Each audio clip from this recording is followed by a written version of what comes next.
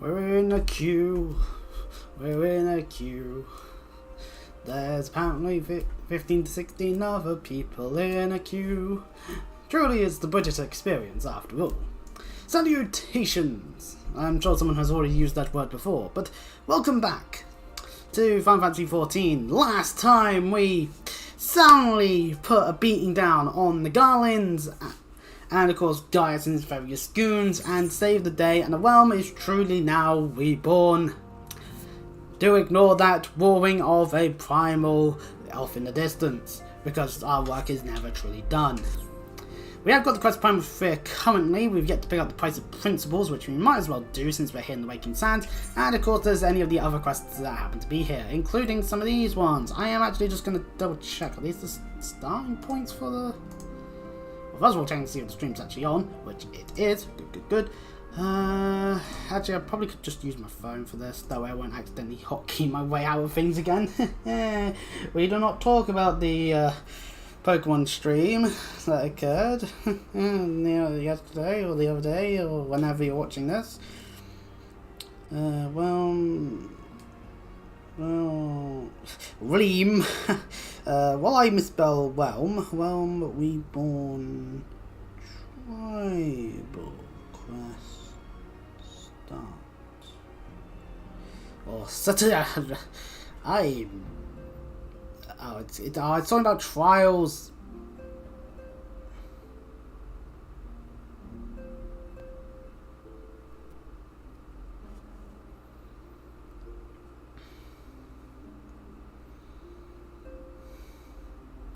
Tribal. Oh yeah,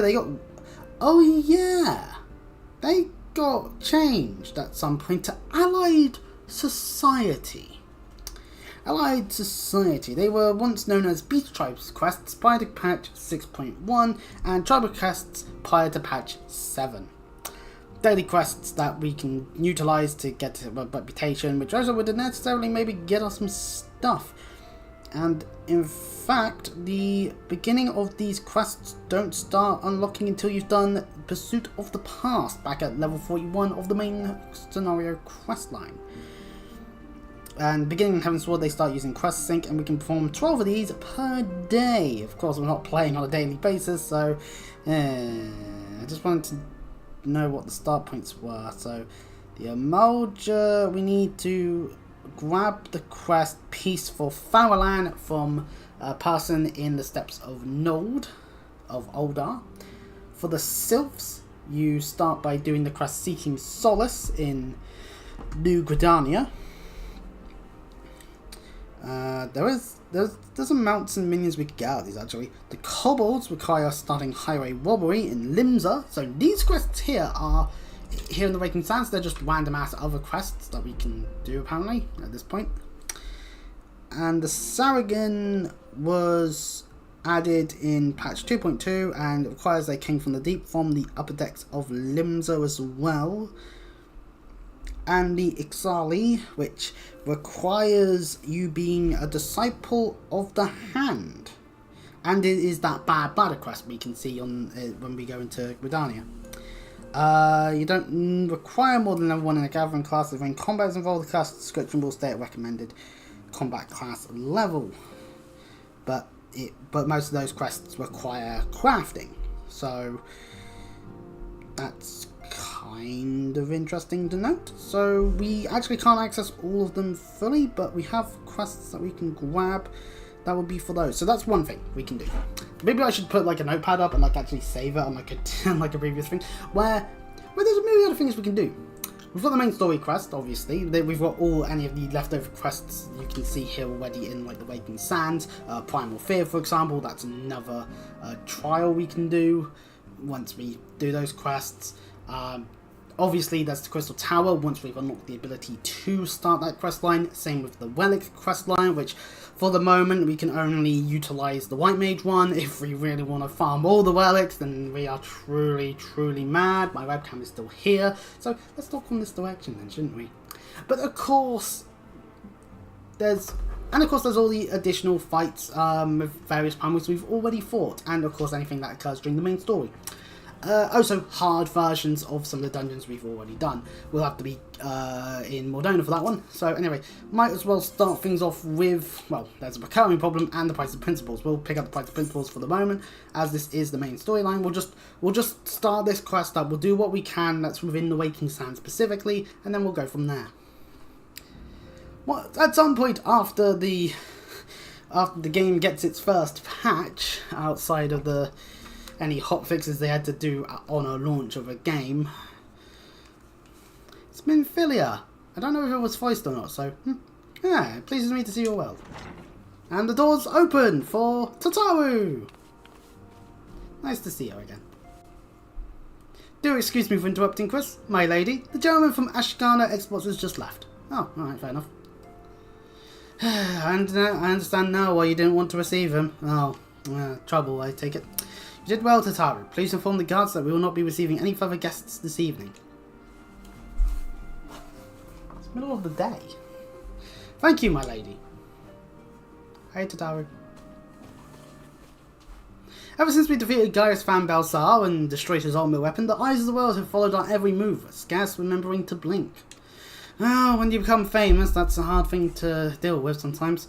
Where once we worked in secret, with precious few friends and all too many enemies, we're now besieged by benefactors, each one more eager than the last to offer us his complete support.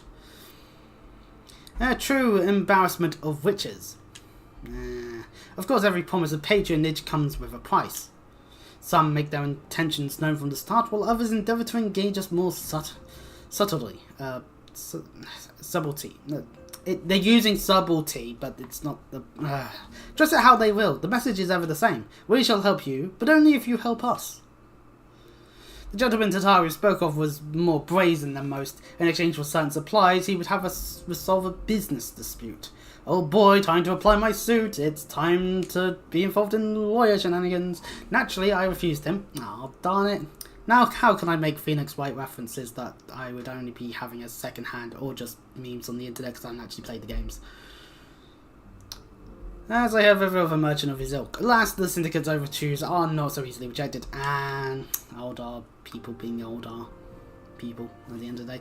When we saw the signs of the 7th Dawn, it was the goal of serving Eorzea, not the interests of individual Eorzeans. Our neutrality is fundamental to our cause. Well, sometimes it's hard to remain neutral.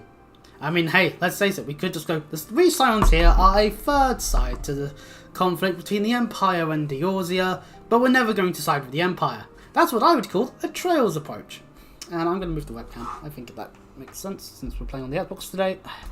Not on the PC, just, there we go. You can tell that it's sunny out. In my heart, I know this to be true, and yet, if accepting these offers of patronage could empower us to do greater good, might they not warrant greater consideration? I mean, yeah, potentially, for the greater good and all that, the greater good, if you want to do the Hot Fuzz reference. Our Baldessian colleagues have been generous beyond measure, but we cannot expect them to... Forgive me, I do not mean to burden you, so... Oh, alright, fair enough. Consider me unburdened. Yet my urge to share this dilemma may not be wholly misguided. Might I impose upon you to consult the others? They are like to have their own opinions on this matter. Yeah, most likely they do. So we should go and investigate. See how the rest of the Scions go about it. We can also pick up a recurring problem right at this very moment. Might as well pick that up as well since we're here. Everyone goes around for a different situation at hand that's separate from the main story. I know you have scarce had a chance to rest, but I'm afraid there is still work to do. Damn it! The armor weapon's destruction would seem has served to embolden the beastmen, who now seek to call down their gods once more. Damn it! Even as we speak, the Amalja, the Axel, and Kobolds are making preparations for their respective summoning rites. But that is but the half of it. Now, much to our dismay, all three tribes were somehow able to procure vast quantities of crystals. Oh, I might turn to say something. Basically, this means the primals will be stronger than they were before. Damn it! Far, far stronger. The previous incantations will seem as pale imitations. The peace tribes, we believe, began hoarding crystals with a vengeance in the wake of the Ulma weapons made an appearance. You'll remember that as the time it devoured 3 primals in one sitting. Grand companies are aware of the potential primal outbreak. Alas, due to the losses they incurred to ensure the success of Operation Archon, they are ill-equipped to take any meaningful measures. After deliberation, the leaders concluded that they must needs turn to us once more.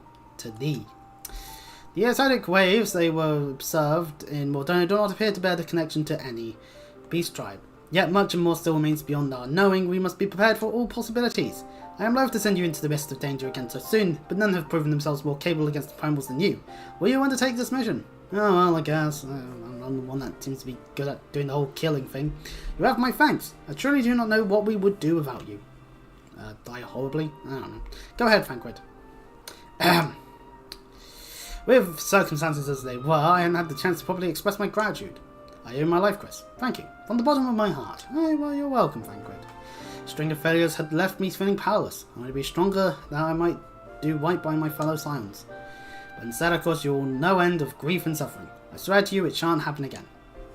Owing to everyone's ministrations, I am quite recovered now. I hope to report turn to my duties again soon. Good on you, Thancred. Good on you. Maybe you be a trusted ally for the rest of time and space. Thancred's return marks the beginning of a new chapter for the Scions. Let us renew the fire in our hearts and continue to press ever forward. Hooray! Now then, back to the matter with the primals. With no fewer than 3 of the beings threatening to appear, it is easy to feel overwhelmed. We must take it one sure step at a time. Amphilia's got the right idea, just put one foot right in front of the other, and you'll keep on walking. Because that's how walking works. What, you think there was going to be some other kind of thing? Ah, foolish fools. J has the overview of the situation as it stands. Please speak with him to receive guidance on your mission. Fair enough. And so the primal matter's been delegated over to J, and we can talk to him to deal with that. Which means we have 2 reasons to talk to J now, as to hand in the recurring problem, we need to talk to him again. Hooray! An entertaining start to the stream, I'm sure. But regardless, so yeah, I mean, to be honest, there's a number of other quest lines I didn't mention, like the Hildebrand stuff. Kinda important to mention that as well. That's a entire whole quest line. Fortune begets power. Power fortune. That we, and especially you, have powers beyond doubt. The question is what to do with it. You may be interested to know that there is a growing belief amongst the refugees that Alamiga could be liberated. Hello, Stormblood. Can we get through Realm Reborn first before we start going down that road? If only the Scions would commit their strength to the cause. Yet theirs is but one of many causes. We stand at a crossroads. Each path is paved with good intentions, but where they lead is far from clear. Thank you, Thancred, for that information, and spoilers for Stormblood.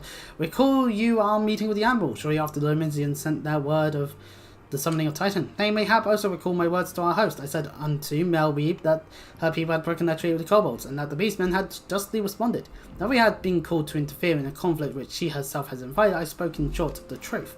Wherefore did I speak it? Because owing no allegiance to Limsa, I felt no compulsion to allow the Minzins to distort the facts to fit a narrative which justified their actions and absolved them of guilt. Upon this subject, Minvidia can expect a similar reply. Our many dalliances with the city-states have already weakened our claim to neutrality, but the path she contemplates would see us relinquish it entirely. That is insight. Yeah, how you can say something stupidly. I've been receiving lots of gifts lately. Hooray! But Paru keeps making me send them back. Oh, it wouldn't be so bad, but some of them are really nice. I mean, very nearly abandon your principles nice, you know? It's good to see where your morals are. None can deny that we would benefit from more support, but if it comes at the cost of our principles, Pablo is correct in that sense. Sometimes morality does factor in. No, it actually was ever a delicate matter. Most count of the times I've had to explain to people that our allegiances need not necessarily lie in the same place as our headquarters. Mind you, if we are to sell our services for Gil, we might as well declare our fealty to Oldar now and have done with it. That is true if it's like, we really need the money. Well, Oldar's here with an entire boatload. Oh, I might as well then. And then we can be with the good guys and get injured really quickly and look like shit until we go elsewhere and actually look like $1 billion. So, you know. Quite sure Yida would enjoy the bribes. Maybe I should talk to Pablo and then Yida. So, which thing will occur first? Such knowledge as I possess the beast tribes and their primals is at thy disposal. So yeah, this is a recurring problem then. Whether man or beast man, we are not want to seek power when plunged into the dark depths of despair. I'm sure in real life, if a world leader was pushed to the brink and they had access to a big huge fuck off monster like say access to E3, you know, just a being of fire that can burn down many a building in quick succession, they would utilize it, you know? In real life. That said, thus begin the Armalja, who may have already summoned forth E3. Damn it! Speaking of E3 in that sense, with our comrade Thancred now returned, Laos would do well to seek his counsel. There is no reward for us doing that quest. Fair enough, it's just to sell one of the things we can do. Tis the lot of the powerful attract the covetous as well as the needy. Thus does prudence dictate that those with power proffer aid with one hand, whilst the other resteth ever on their hilt. He's a wordy fucker, isn't he? Alas, we have not the luxury of time to decipher our petitioners' machinations. Nay, not while the beast tribes do labour unseen, defiant in defeat to raise up their fallen primals once more. Doubt not that they shall return stronger and bolder both, nor that we shall be the ones to meet them. This sacred charge shall ever be ours. 'Tis but a pity we are so few, and our fortune so finite. Man, it's such a shame that the Garlands basically killed a whole bunch of our fellow man. Real shame that. Anyways, trying to Vanquid, we get the quest Ifrit Bleeds, we can kill it. This will actually get us access to Ifrit Hard. That's right, Ifrit has gotten hard now. We should probably do something about that. Hopefully it'll only take half a minute. But who knows, maybe it will take 4 hours. And then after that, Ifrit might want to see a doctor. Confirmation is just arrived from the Immortal Flames. 'Tis as Ionj said, I fear. The Amalja have already summoned Ifrit. The confrontation with the Lord of the Inferno is inevitable. I would like nothing more than to land my blade, but the students of Baldesion insisted that I refrain from taking to the field where it concerns primals. I know not the workings of it, but it would seem the recent events have left me especially susceptible to tampering. As much as I hate missing out on the fun, for everybody's sake, I must sit this one out. Instead, I will focus on gathering and analysing data. Now the Immortal Flames have already conducted a preliminary investigation into Ifrit.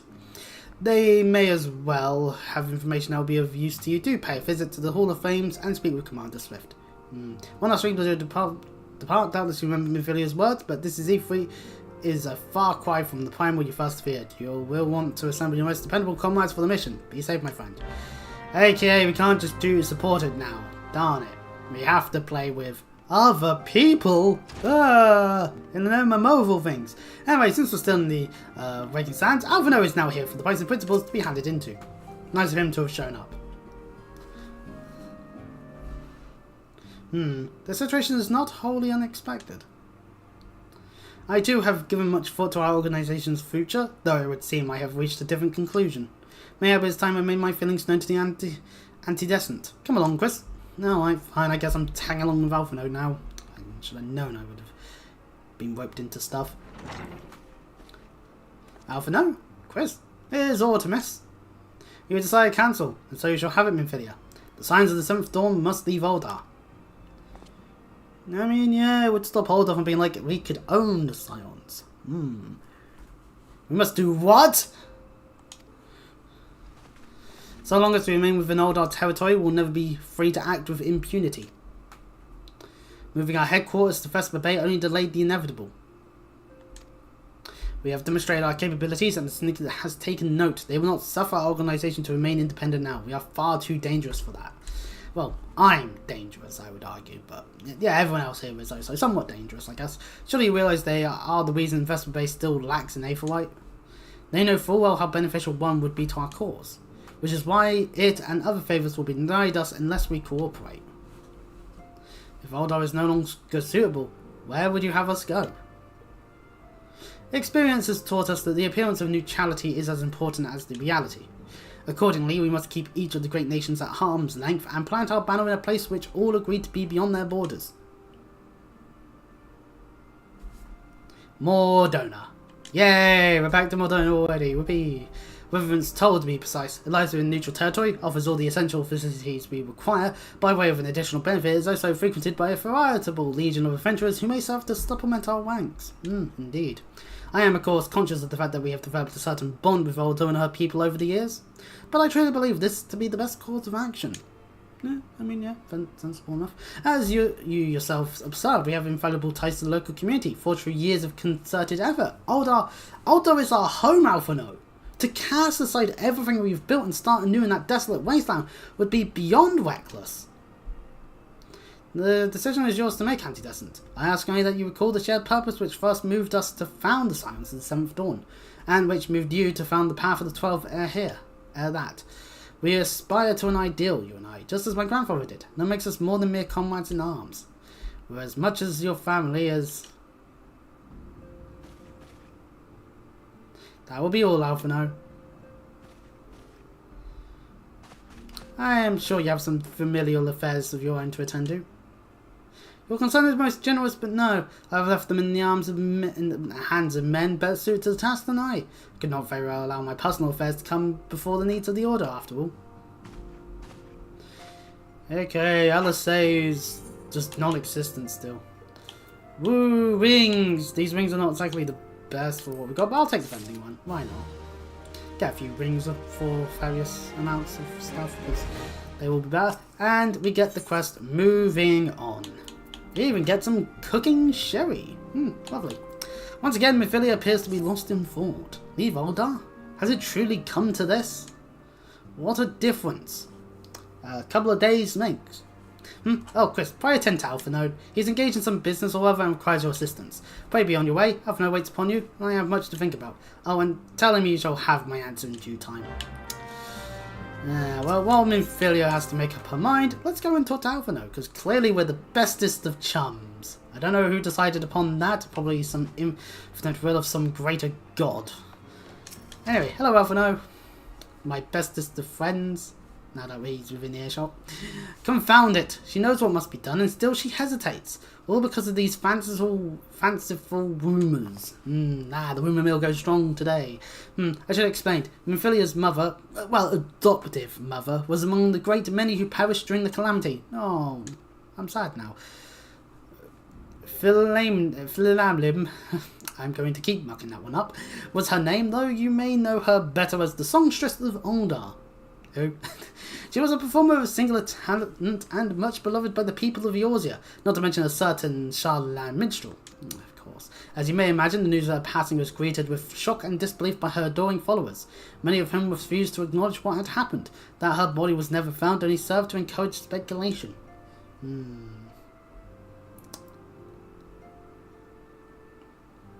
Mephilia too struggled at first to accept the truth, but as Flamemin's absence stretched from months into years, she saw that there could be no other explanation. Till recently, at any rate, for whatever reason, rumours have once again begun to circulate that she is alive and well.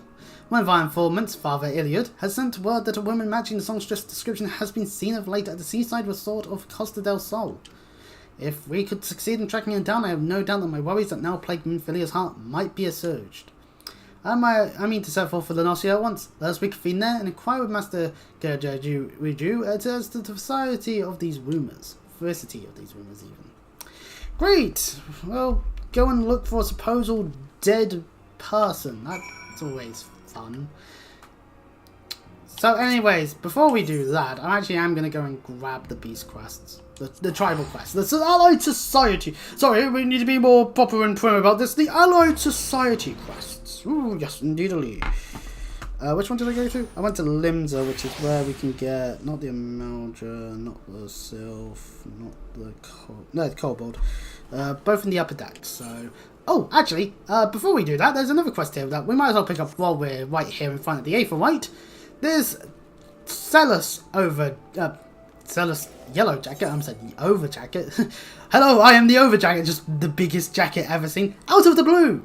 Since we're here, might as well pick it up. Blue Mage! You there! Would I be right in guessing you are an adventurer? If so, I have a request to make.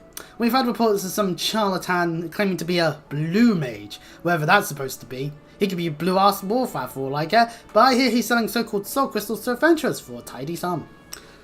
Apparently they're meant to give the holder all sorts of mystical powers, which is a load of chocobos shite according to a dozen or so dissatisfied customers. You see, spells and whatnot are not really my field of expertise, which is why I want you to help me investigate. I need you to tell me whether these crystals are the genuine article. If they turn out to be fakes, I'll arrest him on charges of fraud, and you will receive fair payment for your assistance. And if they are by some miracle end up doing what he claims, you might be able to pick up a new parlor trick or two. So, are you in? Yeah, I guess. Very good. We've received one of these haranguing passerbys near some of his farms. I'll meet you there. Alright, well, another objective for us to do. For now, though, to the upper decks. We need to start doing tribal quests. Well, no, we're picking up the tribal quests. Obviously, there's all the disciples that I haven't picked up. So, anyway, so it should be highway robbery, and they came from the deep. That's over there. I should have gone just straight to the Half Castle. Well, that's on me. I don't remember the exact locations of coordinates as stated on websites ever. Like, ugh. So, one of them is this one here from Tractorette. Highway robbery. I know what not brings you to Maelstrom Commander's Day, but I can hardly fault your timing. I have a situation on our hands, we do. Not days ago, a convoy of ours was ambushed en route to Lindsborough. Oh no. And a goodly shipment of saltpeter plundered from our very hands. The scurvy dogs responsible for the act struck swiftly and underdone us, so we've yet to figure out who they are, much less bring them to justice.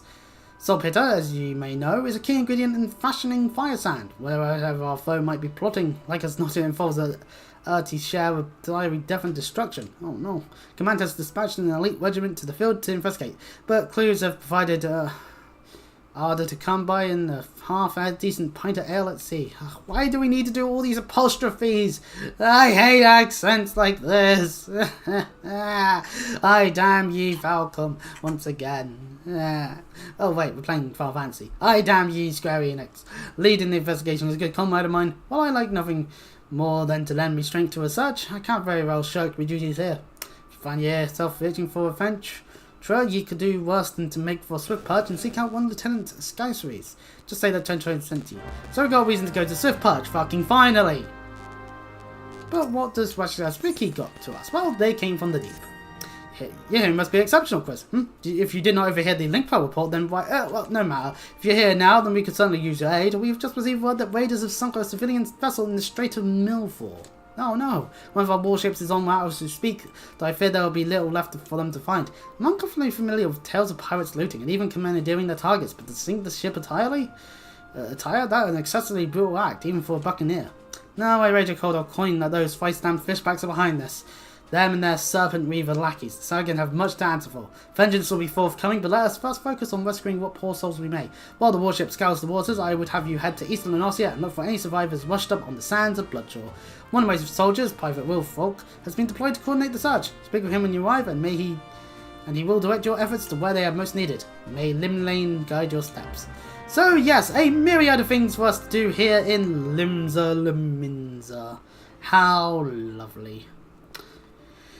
Oh, I suppose we better head over to Summerford then. Start off with Out of the Blue. I'll clean up. I won't be moving on, but I'll clean up the various side things as we go about our day. No, that's not that near to Summerford Farms actually, unless that's the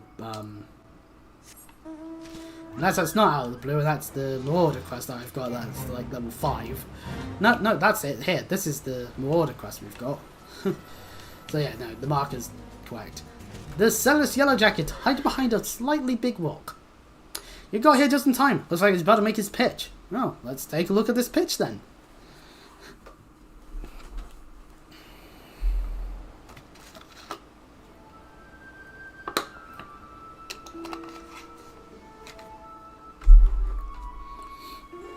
Behold, chests. Need we say more? Oh, I'm part of my back today. Greetings, ladies and gentlemen. The name's Martin, and today I present to you a wonder of the new world. I call it blue magic. Or in there, at least in air quotes on the dialogue, blue magic. Whether it's actually blue or not is a different matter entirely. Beyond the indigo deep live the Valakri, who have their own unique brand of spellcasting. Like black and white magic, it draws an aether from our surroundings, but that's where the similarities end, my friends. I'm sure you've all seen wild creatures lashing out with fire, ice, and what have you. It's a form of self-defense, but it's still magic. The Valakri discover how to harness aether in the same way and wield the forces of nature. How lovely. But how? I hear you cry. It's simple. You have to attune your mind to the instincts of the beast. When a creature is driven to attack, you can see into its soul. When you overcome it in battle, you absorb some of its aether and make its power your own. Example picture here is a marble. I mean, if I wanted to replicate bad breath, I'd just eat an onion whole, cutting like the skin off, and then breathe in the face of someone. Or exposing someone that I know here, eat a mint. They fucking hate the smell of mint, and I could just do that, and they would feel like they've just been hit with every single status condition a Morble's bad breath would give. So, yeah, calling them out. They don't watch the stream, so I don't have to worry about that. But anyway, about getting beaten up once the stream's done. So hey, you know, at least next one I may see them. Haha! Victory! I beat the Mobile! Of course, it's not as easy as picking fights with the local wildlife, but my Rollicry mentors taught me well, and now it's my turn to teach you. Yeah, got a bit of a... Behold, the power of blue magic! Wielding a scepter and doing a thing. 1,000 needles. But he's a blue mage, he used the green card. And that's reference to the Magic Gathering adding the jumbo character. By the 12! Did you see that?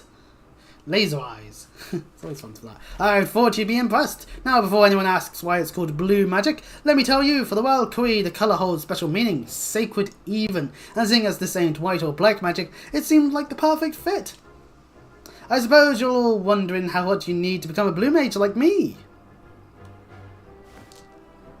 Well, for starters, you'll be wanting one of these. A soul crystal, and don't forget a specially designed outfit to help you look the part. I'll even throw in one of these spellbooks, personally penned by yours truly, containing everything you need to know about learning blue magic. I've got enough for all of you, but you better snap them up before it's too late.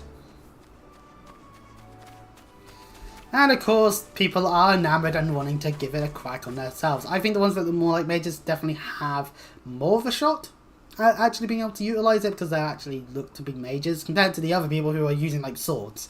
Maybe they'll be able to augment their sword with a bit of blue magic. Who knows? I don't. Are you lot really that dense? Can't you see he's playing you for fools? Ah. This one's a bit more on the skeptical side of things. Drive the beast to attack, more like one headlong into battle with only a silly blue costume for protection. Of course, no one can claim it's fraud when they're at the bottom of some creature's belly.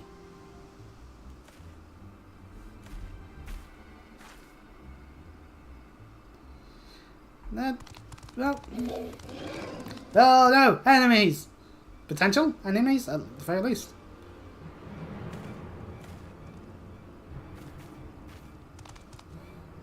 Ah, goddamn Bulgers, what are they doing here? We feast on your flesh, smooth skins! Your gods cannot save you now! Wait, hang on, how did they get past like 1 billion yellow jackets? That would probably be in this area. All of you, stay back! Well, Martin, show us what you've got. He used bubble, their speed is now slowered. And missiles, because why not? And lastly, we get to see a shockwave. Or maybe a fourth thing. Because no one would expect a Wall of 4. No more! Please spare us! And off they go. They never stood a chance! Bugger all this swords and shields nonsense! I'm giving blue magic a try! Good on you. Who knows? And yeah, you know what, while the cutscene's playing, I might as well say this. Yes, Blue Mage is basically just a walking Final Fantasy V reference to an extent, because that's where blue magic first became a thing in Final Fantasy mainline games, where you could choose to make a character Blue Mage, you get the ability learn, and occasionally there'll be fights where you'd want to get hit by certain attacks, and then you'd be able to gain your hands on things. Something like a little bit of fun can sometimes be level 3 Flare. Any enemy that's a multiple of 3 can be hit with just a big, huge, powerful attack. Of course, you have to be level 3 to get hit by it. So, you know, have fun on that one. Final Fantasy V is a fun game. I like Final Fantasy V. Trying to get all the blue magic spells, not as fun because some of them are a little bit more tedious to get. Level 2 old, for example, in my opinion, took me a lot longer than it should have. But hey, you know, that's neither here nor there. There's definitely something fishy going on here. And the arrival of those Marmuljo is a little too timely for my liking. Come on, let's see where he goes next. What? You mean it was fake? But it looked real to me, damn it! Oh, well, at least there's wrestling. Now that would never be faked. Some fashionable fella happens to show up at the end of the cutscene. His face unknown, name unknown. Reason to being in the cutscene unknown. But anyway, looks like he's heading for the Moorbe dry docks. Follow me! Actually, I could probably get to the dry docks quicker than you, but no, right. Yeah, right. Anyway, to the dry docks. You know what? Docking into things when they're dry is not the easiest. Okay, well, while my mind remains in a gutter, carrying on with the quest line. Hooray! Oh, and there's a blue quest here with this Freeman, which... Ahoy there, lad. You keen to visit one of them iron sanctuaries, I take it. What? Iron sanctuaries? Bugging me, you're unaware of the fuss going on about this old affair? If you head southeast from here, the Isle of Philbrand, that is, you'll reach the Seldales. Venturers much like yourself can grant the right to cultivate a number of the deserted islands there. Don't get your hopes up though, ain't as if any and all can go get themselves a permit for one of them bloody sanctuaries as far as I can tell, or product's still in its infancy, and the Admiral's bloody fussy about candidates. Tell you what, since I like it, I'll take you to a mate of yours. Isles safe and sound. You need only say the word. You may now visit the Iron Sanctuary with a party member, free company member, or friend who has unlocked the feature. Pardon me. You'll be unable to visit the Iron Sanctuary if the owner has forbidden access to the island. Damn it! Who put this tiny small gate that I could easily step over in front? No, there is no one on the island in question, or if the island in question has already reached its maximum capacity. Furthermore, you need to be on the Creighton's homeworld if you wish to visit that island sanctuary. To unlock your personal island sanctuary, you must first complete the main scenario quest, Endwalker. Okay, yeah, I was thinking, wait, did they make it so you could get island sanctuaries well before Endwalker? Because I knew that was a thing. So basically, in order for this to be unlocked for us as a whole, we would have to get through all of A Realm Reborn, all of Heavensward, all of Stormblood, all of Shadowbringers, and all of the main, at least the main base content of Endwalker in terms of the main story. So, you know, and then proceed with the quest Seeking Sanctuary. My sanctuary, my sanctuary, now you and I. Well, while I busily think back to Kingdom Hearts 2 on the good old PS2. Yeah, I just leave a PS2 controller around just to show off that I do like me PS2. Anyway, talking back to the Yellow Jacket here to carry on out of the blue. According to one of the guards, this Martin character has been sulking around the docks over the last 3 days. Apparently he's been begging for leftovers from the mess hall. Considering that he's making Gil hand over fist from gullible adventurers, this strikes me as more than a little odd. Anyway, he was last spotted making his way to the Salt Strand. Let's go! Well, let's see how he's doing over in that direction then. Whoopee! And what else is there? Is that just the levy, mate? Yeah, that's just the levies. Don't drink the water, but I'm dehydrating. How can I hydrate if I can't drink the water? Damn you, Square! Right, hiding behind a different rock this time. Just as I suspected, he's up to no good. Why else would he come all the way to a place like this? Maybe he wants to kill a crab and then eat it for dinner. Don't need to be so oh, never mind, he's with this Marmoocha. Never mind, he's clearly doing something suspicious. Martin, you say you'd be less violent this time, but that was very violent indeed. It all adds to the realism, and you lads did a great job. Your gods cannot save you now. Nice improvisation. That one bloke damn near shot himself. Ho ho ho! He almost had to, well, maybe wear a diaper next time. I think we've seen enough. I don't want to jump the gun too quickly, but yeah, fair enough.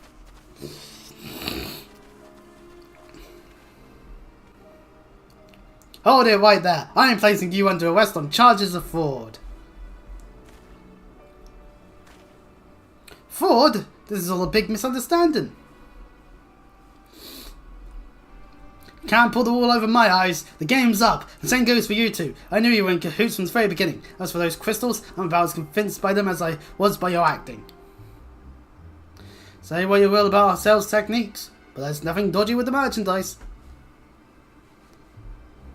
I'll have you know I poured my heart and soul into those crystals, and the spellbooks explain how to learn the magic. It ain't my fault if the buyers can't be asked to read them.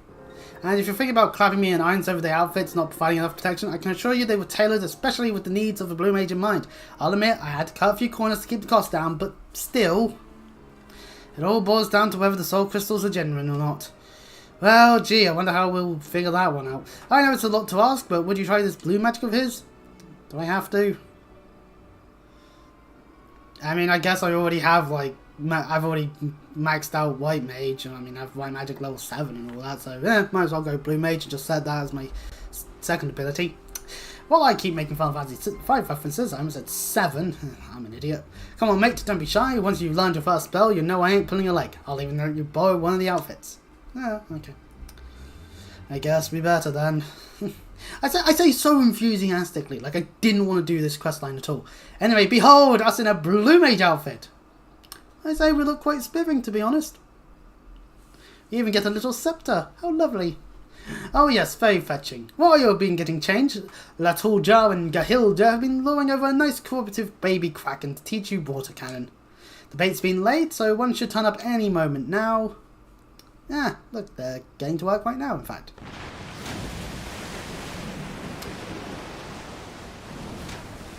If that... Run away! Run away! That's a bit on the big side, lads. If that's a baby, I don't want to see its mother. Or its father. Ugh. Not to worry, all you have to do is give it a few licks of the patented blue magic focus, or stick if you prefer, and our technical friend will return the favour by firing possibly quite painful jets of water at you. Oh, and try not to die. You know what, you could achieve the same effect in the real world by grabbing a power washer, aiming its nozzle right in front of your face, pressing the button, and then going to the hospital for having now a giant hole in your skull, you idiots. And of course we had some classic Final Fantasy music going on while we get absolutely whacked by a kraken, because all we can do is auto attack. Thankfully this is in cutscene form, so we don't have to worry about dying.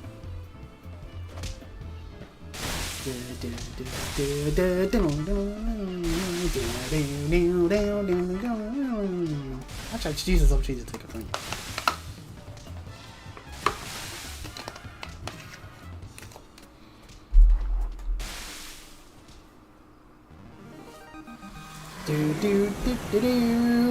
One kraken slowly defeated by hitting it one hit at a time, probably of one hit point of damage being taken to the enemy because of how the weapon works in gameplay form.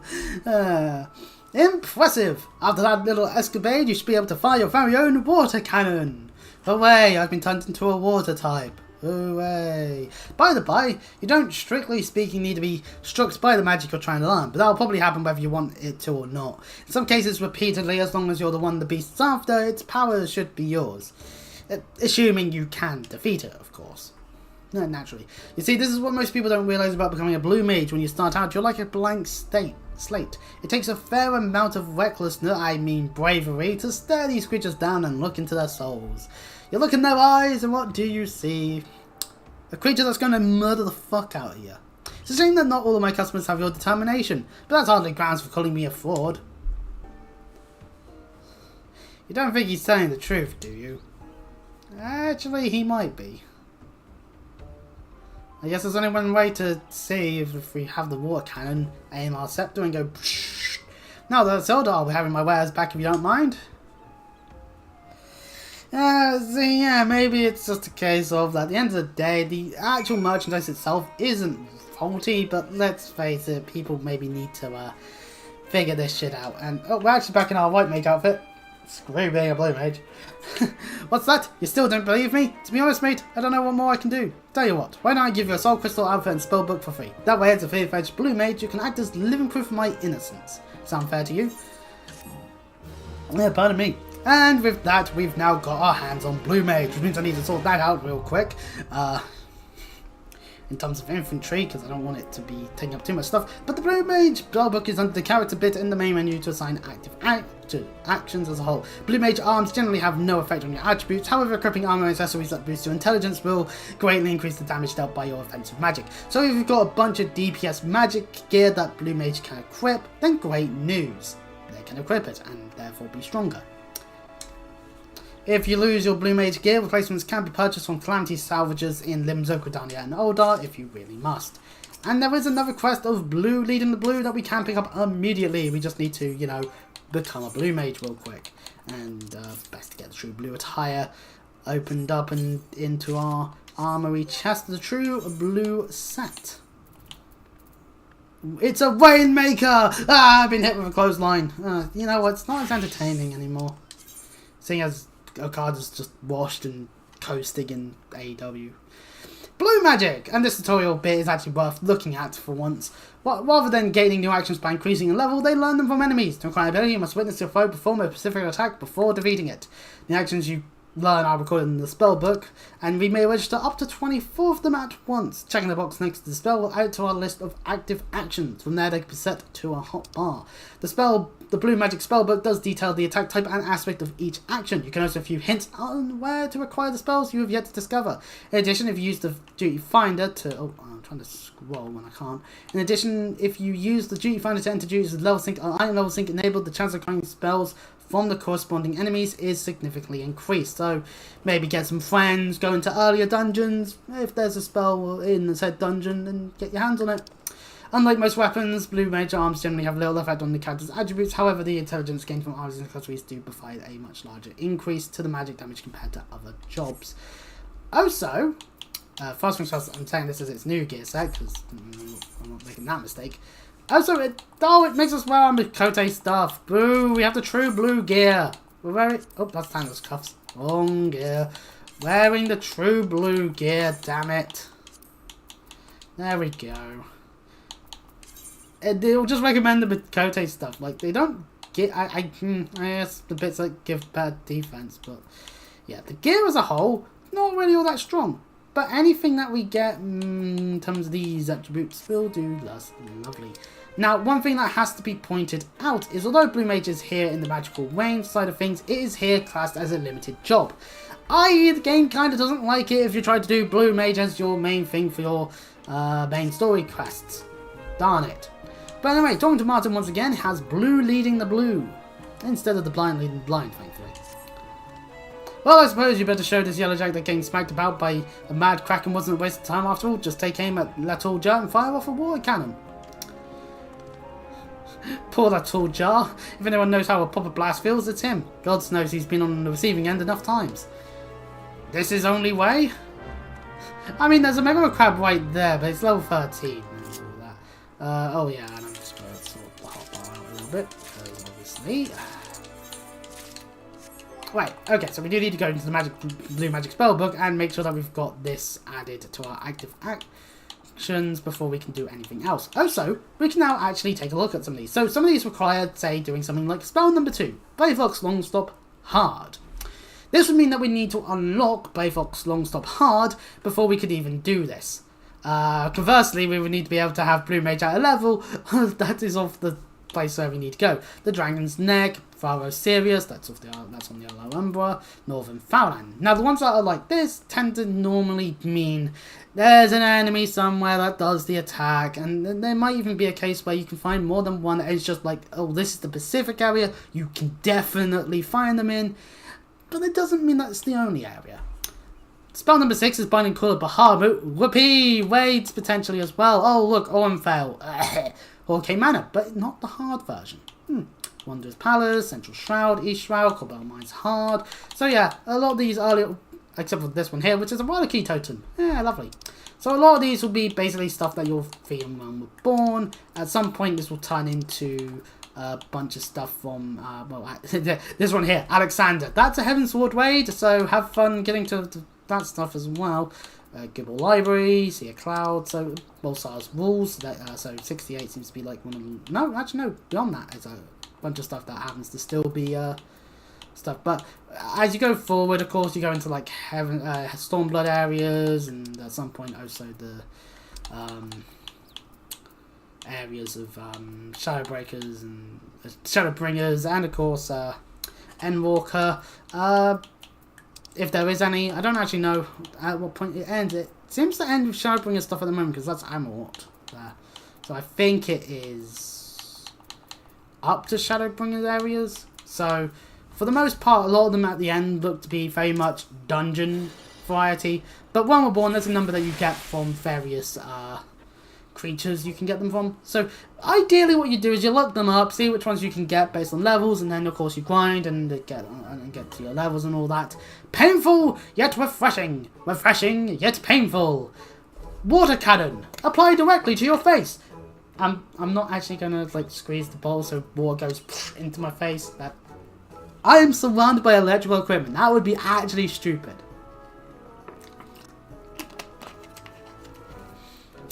All this would be an excellent time to plug whichever drink you happen to like drinking.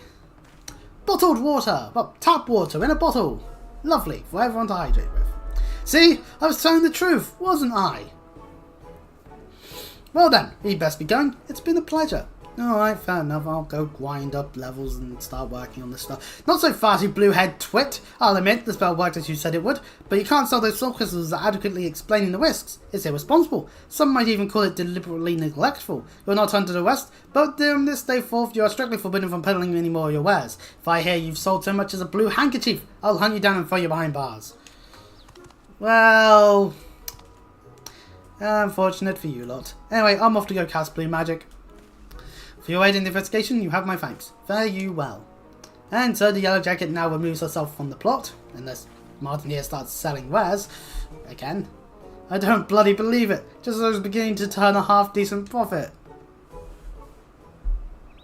Well, well, that was quite the show, darlings. Why, it was... Oh, no, never mind, this is a woman. Damn it, I just said it in the most masculine way possible there. And so the person that was in the previous cutscene has shown their face. Neither black nor white magic, but something new entirely. Blue magic! Yes, it's sure to draw a cloud, as you've amply demonstrated. And who might you be? The name's Royce, and I manage the Salastrum in Oldar. It's an arena where daring young foes such as yourselves perform feats of bravery for the audience. Unlike the Colosseum, the vast majority of the entertainment pits man against beast, with the matches being brought to an end before either side suffers any serious injury, while patrons revel in the thrill of combat. Acts of wanton brutality and bloodshed are considered distasteful. Rather than savagery and slaughter, our appeal lies in the personas that our participants assume to add a touch of drama to the proceedings. Just like professional wrestling! Obviously, she manages...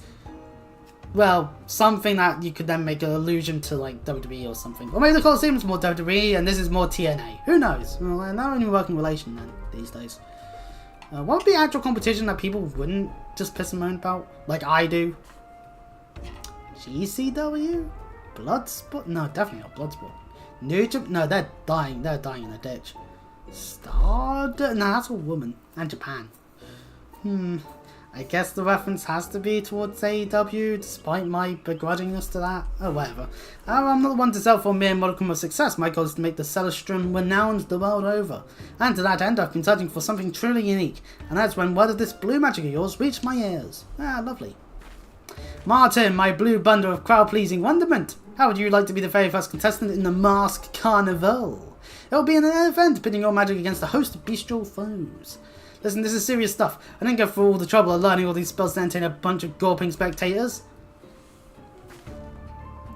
Paying spectators, my dear. Some of them are quite wealthy, in fact, and you stand on a lot of coin. Now you're talking my language. Ah, agreed. Such a sin of the world. I say, darling, where are you going? I was about to make you the same offer. Damn it! I hate to burst your bubble, love, but my apprentice here has barely taken the first step on the road to becoming a blue mage. Wouldn't want him meeting a grisly end in the middle of your arena, would we? Ah, crap. While we can be confident with blue magic, I would rather say this. Can I use something besides these pistol spells? Like, I know how to heal someone from, like, near death. I can bring people back from the dead with my white magic. And I guess I have a little bit of black magic, and I have been using red magic about times. I think that would rather defeat the purpose. If I only needed warriors to triumph over the pit fiends, I'd have more than enough already. It's blue magic or nothing, I'm afraid. If you're not confident in your abilities, I don't mind waiting until you're ready for battle. Perhaps you could oversee his training between matches. Training? That wasn't part of the deal. Then I'm not an apprentice then. Oh, I'm not asking you to do it for free, my dear. Quite the contrary. You'll pay me for that too? Consider it done. You greedy motherfucker. That's what I like to hear, Martin. Let's get you to Oldar for your costume fitting. Come along. I gotta say, my costume's quite nice actually. It feels like a good comparison to the red mage outfit. I have to wear a costume as well. I've got a bad feeling about this. As entertaining as it would be to imagine various acts, that would be a lot more entertaining to see Martin getting reamed in. I think I'm certainly not. Shouldn't be. Anyway. Off we go on a venture again. Since we're here still in Limsa, I will A, switch back to White Mage for fuck's sake, and B, head on out to other areas. Yeah, pardon me. And of course a fate that of course goes on about ever since that day. The place I know. Take it all away. Right, any other random ass blue quests about other than the levies? Nope, that's just where the heart is and I don't give a shit about that one. So obviously Eastern Lenosia is where we're going to go for multiple things right now. Damn it, I guess I have reasons to do it. Oh, and Western Lenosia for A Realm Reborn, but we can do that in multitudes of ways. Yeah, let's... We gotta go to Swiss Parch for Highway Robbery, we gotta go to Bloodshore for They Came From the Deep. We might as well do it in this order, I think. Besides, since Blood in the Blue leads us into Older, I'll go pick up the Molja tribal questline. Just doing this stuff is simple enough. Trying to do things that don't then lead me to being like, oh god, the world, it's under threat, help, kind of thing. At least not immediately. Like, obviously, yeah, well, primal threat is primal threat, that's not good. But, you know, there's an element to it. And yes, that person there is being held up by a Magitech claw. How lovely. Just it grabbing at the back of your clothing and just hanging like, help! Ow! Just hit me. Just hit me headset. Well, this headset. This is the cheap headset that allows me to hear games. I have a more expensive headset that I wear for pretty much the rest of the day when I'm not streaming. Behold! The wreckage of a ship! And wounded survivors, don't worry guys, I'm here! Be healed, you fuckers! Yeah! Wait, all I did was myself. No, they're possibly dead. Anyway, Storm Private Wellfolk. What is the proceedings of this thing? You're the one Commander Wiki said to expect then? I'm Wellfolk, private in the Commander's Foreign Levy. As you can see, there ain't much for me to coordinate. The Fishbacks made a good mess of that ship. Seems barely a handful of the poor buggers, what was sailing on it, made it ashore alive. No! Oh, where am I? Where is Robin? Where is my son? Now you just calm yourself down, good wife. I will be back. We'll have your boy back in your arms before you can spit up another lungful of seawater.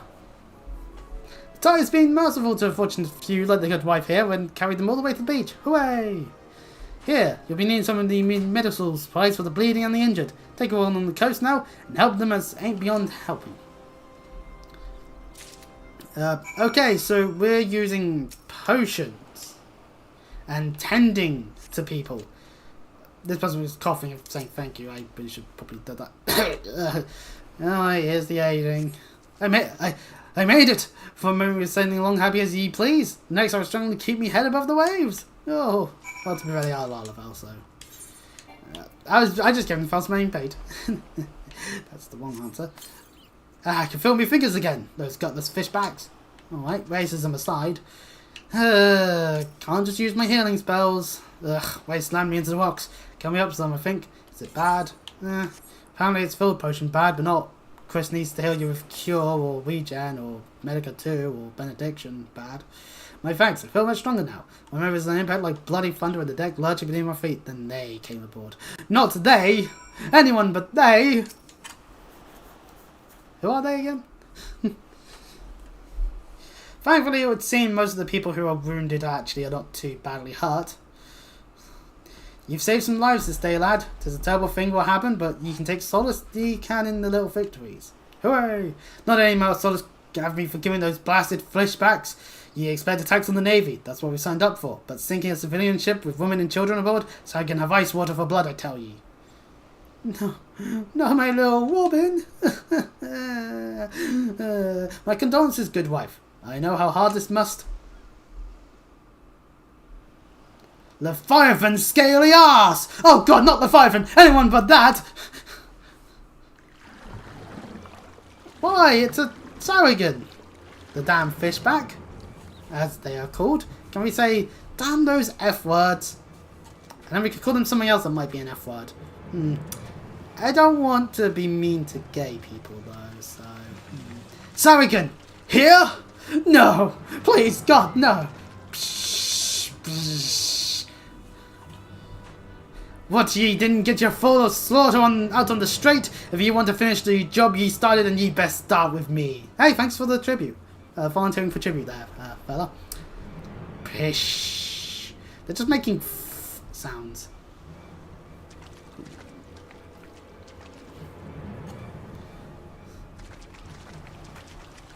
Why, it's a child.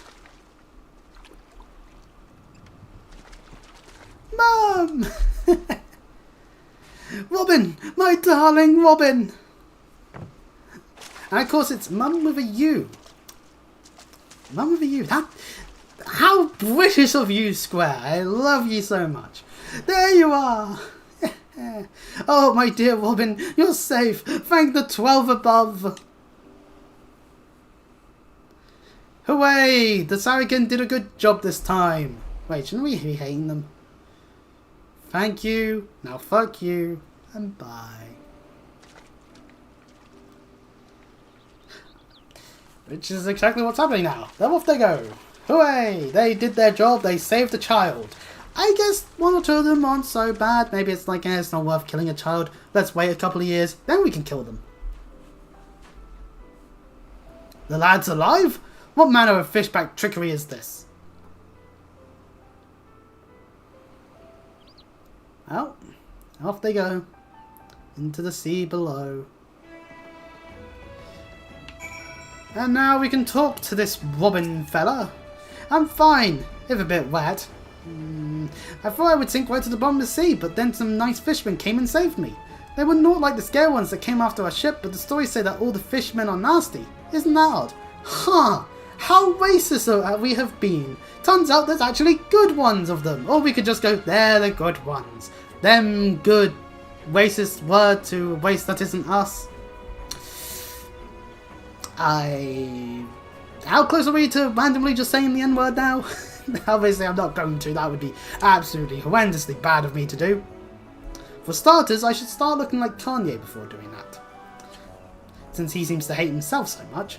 Maybe I should just call other white people crackers. Who knows? Yeah, that doesn't feel as offensive, you know.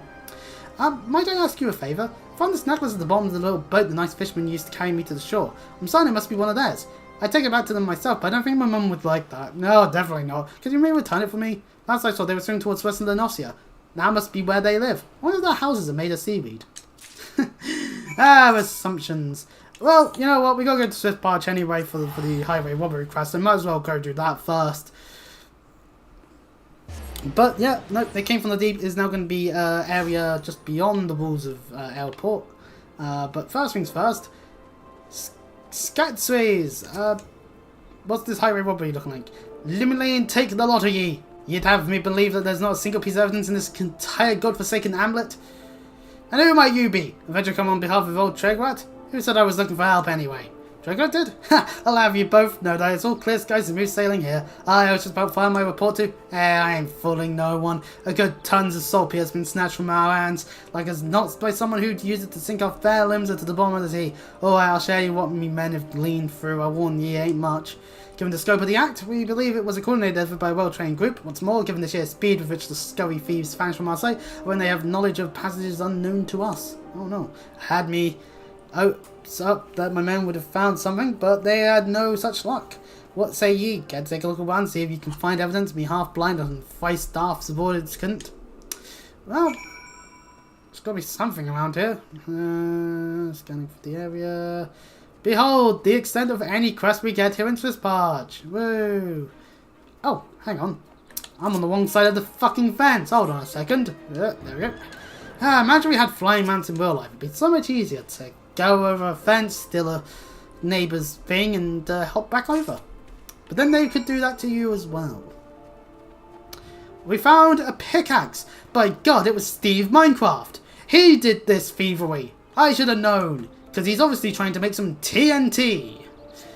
Is that how to do Minecraft movie references? Just say a Minecraft thing, but in a funnier way? That's how they do it? Like the whole flint and steel thing that got people going, oh, or the chicken jockey, is that it? I don't know. I'm sounding like I'm a million years older than I actually am right now. Fucking hell. It's not like I started playing Minecraft back in like, what, 2012? I remember first playing Minecraft. It was the year 2012. And it was not long after I first had my hands on YouTube, where I could watch things like the Yogscast. So there you go. Good old Jaffa Factory. They tried making a sequel. I don't know why. You can't recreate magic. Chris, was it? Well, find any evidence that could shed some light on our investigation? Why, yes, this pickaxe. What have we here? A pickaxe. And a rather sorry looking one at that. Do you reckon this was inspired by the perpetrators? Yeah, they dug a hole, for fuck's sake. In my time with the Maelstrom, I've confronted just about every pirate bigger than highwayman in these parts, but I've not known any of them to employ a tool like this. No, I wager more than a round at the wedge that our band of grubby little thieves ain't no ordinary men. It's all becoming clear to me. And yourself, no doubt, Tom, because might you be thinking what I'm thinking? Obviously, those conniving kobolds, but a rogue Rogadin! None other. I, only a Rogadin of abundant physical and mental talent, such as myself, could fashion and employ such an inquisitive piece, so do ye have barnacles where your brain should be eventual? Because if you're so much implying that I say strawberry myself, you'll be taking a long walk off a pair the second you set foot back in Limsa. Oh boy. The primitive make of this tool and all too healthy, interesting explosives, all signs point to those rat-faced rapscallions being behind us. Damn those wharf rats. It's so bloody obvious now that I could almost kick myself and be good-for-nothing men for not coming to this conclusion sooner. But this is hardly time for whinging. No, we must strike quickly if we mean to reclaim what's ours. Camp Overlook is our front line of defence against these tunnel-burrowing thieves. If anyone has a notion of where they've taken the saltpeter and how they plan to use it, it'd be Captain Blodington. I'm off to deliver me reward, and I've had brunch. Our job has only begun. What would say you come along, Chris? You're the first man I've worked with today. Outside of, accusing that I was Wogarden. Which was certainly a bit of fun. Me barnacle-brained. Look out! It's old Six Arms! As I just died in 6 arms tonight. Oh dears. It's such a shame. Into actual lyrics from that song, because Mother Mother's good. I like Mother Mother. They make some good stuff. Probably not tired. The same album that song comes from is basically like, it's a good album. Like, don't get me wrong. Once again, Chris, being nostalgic for the 2000s. Yeah. I'm accusing myself of crimes I didn't commit. Whoopee! I truly am barnacle-brained. Look out! In the distance! It's Barnacle Brain Man! He has barnacles for a brain! Then why is he evil? That's exactly why he's barnacle brained.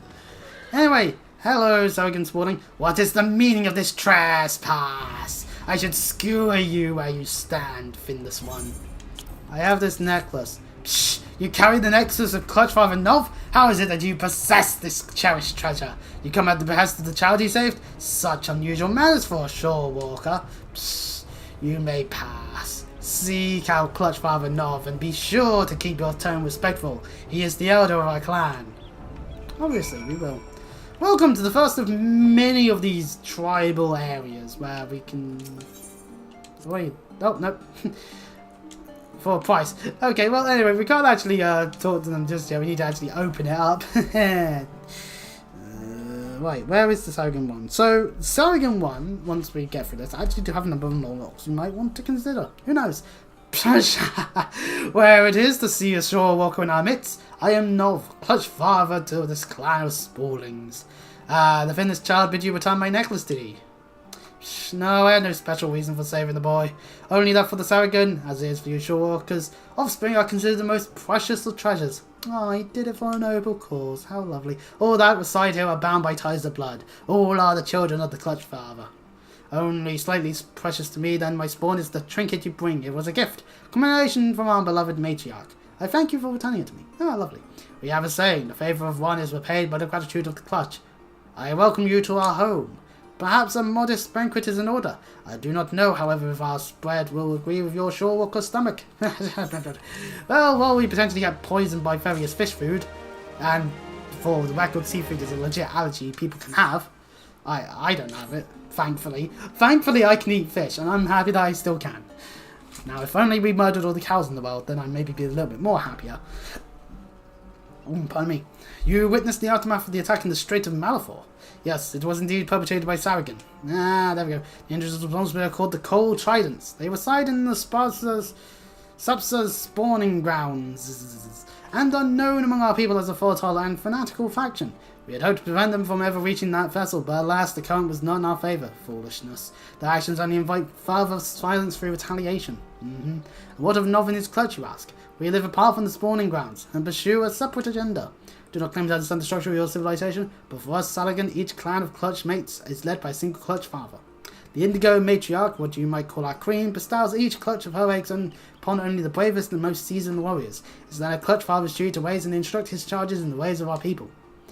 But for this cycle to continue, the matriarch must have secure environment in which to bear her offspring, which is why we chose to make this land our home. It's unfortunate then that the Sabsa spawning grounds have become the locus of such conflict. If only more shore workers were like you and spent a moment to understand our situation. Clutch father, I need your counsel! Psh, what have I taught you, Sue? Saw, with an extra W. A Sargon does not fail in splashbout so. He rolls with the waves and rides the currents. Forgive me, Clutch father. It's Pew, our sixth youngest brother. What of him? He's left the nursery without permission. He spoke of talking sense to Cold Titans. Oh, the fool. Psh, his brain is as soft as his brawling scales, and this time where I cannot afford to take my eyes off the rest of the clutch. Though our stance towards each other is not yet clear, Shorewalker, I would ask a boon of you. Save my foolish son. So here we'll have more to say on the subject, I am sure. How foolishly foolish of the fish. Anyways, where is this guy? Ah, he's over here. Hello, you. You have no scales, and yet the clutch father seems to trust you. I shall do the same. As you just heard, my brother Pew has taken it upon himself to educate the Cold Tridents. He is one of our most impetuous shopborn brothers, yet young, he does not realize the power he puts himself in. The Tridents will not listen to Pew's reasoning. They will laugh as they impale him on the spears. Please bring Pew back safely to the nursery. By now he must be some distance across the land base, closer to North Tidegate. Alright, well, time for me to go and take a look. And hope they ain't dead. Could be wrong. Breaching South Tidegates, meanwhile, it is active, but that's a different matter entirely. Ah, same as Sharknado, which is about to despawn. Oh no, it despawned. Ah, well, anyway. If it counts as me failing because I was in the area at the exact moment. This concerns you not, Shorewalker. Away with you, finless one. Oh no, I'm being... Actually, maybe a little bit step closer. Away from the vortex, right? Don't want to add more enemies to the mix. Oh no, I'm being attacked by multiple enemies in a row. Oh no. Yeah, I'm just going to spam.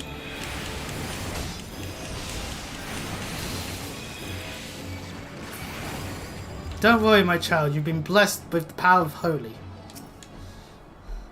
I will aid you now.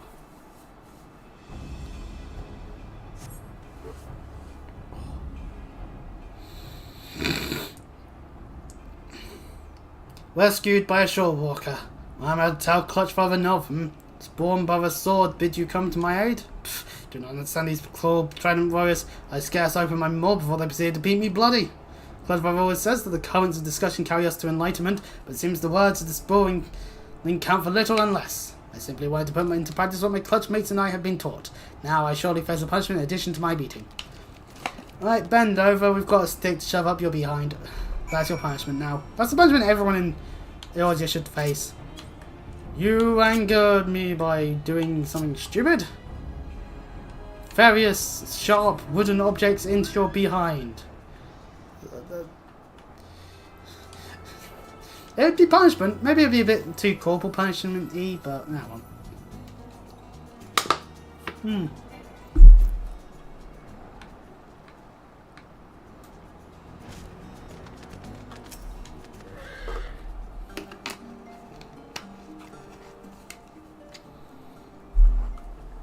Welcome back, Shorewalker.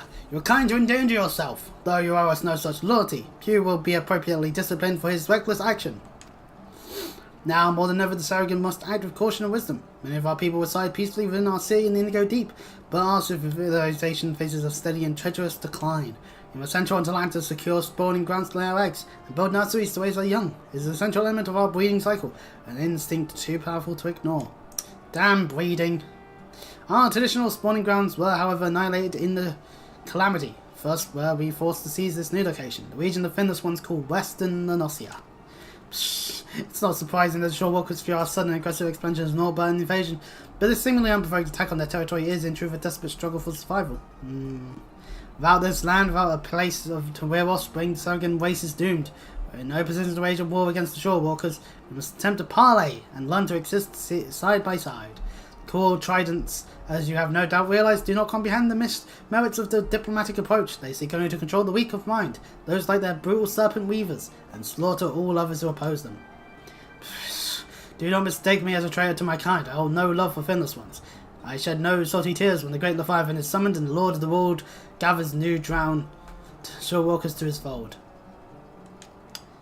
Sound like I should just snap your neck now then. But conflict with your peoples is not the answer to our woes. We must look beyond the present and ensure calmer waters in which the future of the race can thrive. Shorewalker, your arrival is a precious gift. Would have you become the first stone in the bridge that I hope to build between our peoples, and the rock which blunts the mindless spears of the cold tridents. I pray you lend us your aid. I swear you myself to the noble claws. Pshish. Your presence is most welcome, Shorewalker. My warriors are eager, but lack the experience to engage such vicious opponents as the cold tridents. We will halt the sea looks of fans at the shoreline, and begin to repair the damage they may have done to our chance at peace. There is much work ahead, but together we can put an end to this meaningless bloodshed. And with that, we unlock our first tribal thing. Or allied society, rather. Society quests. We've now got neutral reputation with North's Clutch. Surrogate Society quests are now available from a person here in the thing, and we can now purchase some wares. And we get tutorialed about this, and grilling me softly as an achievement. Get it? Because it would be to play on killing me softly? Oh, well, burn me softly, brother.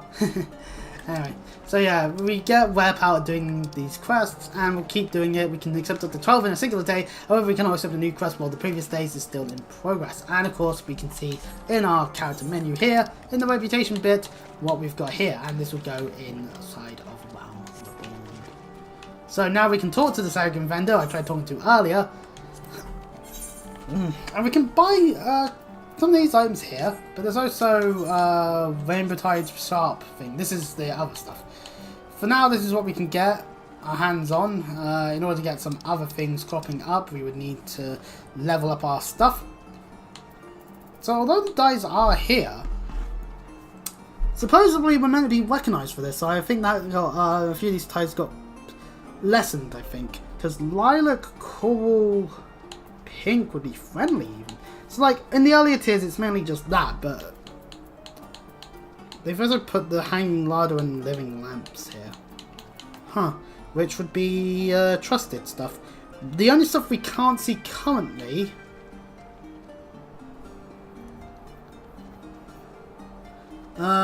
based on this, it would be the Wind-Up Sarragon Minion, the Cavalry Elsp Mount,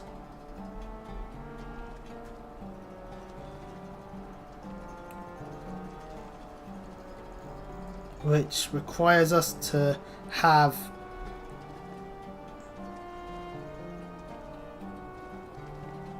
a bunch of money, and it requires us to have done License to Grill as an achievement.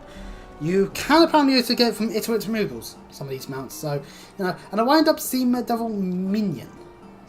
Lovely. The other one we're currently going to be working towards then is the Kobold, which would give us a Wind-Up Kobold, a Bomb Paladin Mount, and a Wind-Up Kobolder minion. Lovely. Also, another thing that we're not seeing is the Framers Kit. That stuff for your adventure plate, basically. So yeah, we can talk to a few here, and we can get some quests here that we can then go and do. And doing them will unlock more rep, and so have you. So it's a nice little thing you can do on like a daily basis if you're truly mad and choose to play this game every day. Unfortunately, we're not doing that. Which means we're not really going to really do these. Which means it might sound like we're wasting time here. But hey, you know, having them unlocked is a decent thing. It gives me more of the stuff unlocked. This is the point of this. This is just me mucking around in Final Fantasy XIV, not wanting to do anything too much. Also, my back's hurting me a bit, so I'm definitely just trying to, you know, be calm, be relaxed, not accidentally lose all my progress in a game that we are playing, like what happened yesterday. Anyways, heading up over to Camp Overlook now to do highway robbery. This will get us the kobolds one. I guess we could do them to an extent. Because obviously, like, the daily grind to get them fully done, that's all they are. Daily grind that, you know, gives you something to do when, say, there's a bit of a content drought. Something for you to do. Whether or not you actually want to do them or not is depending on whether you want the rewards. That's all, really. But anyway. Oh, well, that's a captured kobold. Wanting to be released. These are just the limbs of ones. Obviously, there's the Amolja over in Uldar and the stuff in Gridania as well. Make a quick adventure. As you can see, I've got my hands full with our little friend here. This is an outrage, a farce, an atrocity, an outrage. This is an insult, and we kobolds will not stand for it. No, stand no more. You'll not have legs to stand on if ye don't quit babbling and spill the truth about wherever it is ye scurvy rats are plotting. Plotting? There is no plotting. No, we plot nothing. Naught. No, nothing. Enough. Unlike you and your ilk, I've had a pair of working eyes and at least half me wits about me. You think I've not seen you lot blasting and scurrying around you grandma of late? Commander Bloodian, sir. Ah, Scatsris. Aye, it's a treat to see me old trainee, but I fear Bring Kobold plot demands me attention. Because I might just be able to help with that, Commander. I trust you've heard news of our missing shipment of saltpeter? Soon she knows. This cannot be. No, it cannot be. Ha! I knew it. Your endless tongue wagging has finally dug your own grave. It was not us. No, not us. It was them. Yes, them. First they, and now them? Oh, by God, you non-binary people get up to a lot of naughty stuff, don't you? Obviously, no, you non-binary people don't do that. If you're non-binary, then, hey, that's fine. There's nothing wrong with that. Have fun with your gender-neutral pronouns. That's for you, and not for me. What nonsense is this? Beady eyes, fizzy tail, and a passion for causing us trouble? A kobold's a kobold, racist. This is not so. No, not so. These are kobolds. There are kobolds, and then there are kobolds, and then there are kobolds still. It is the low ones who stole your precious saltpeter. The ones who live down below. Beneath and below? Come to think of it, me scouts did mention a particular scraggy band of kobolds, what seemed to have made their home at the cliff base. Yes, that is the place. That is the home of the 789th. They are the worst of the worst. They are the most stinky, smelly, scummy, stinky, and ugly too. You've said stinky multiple times.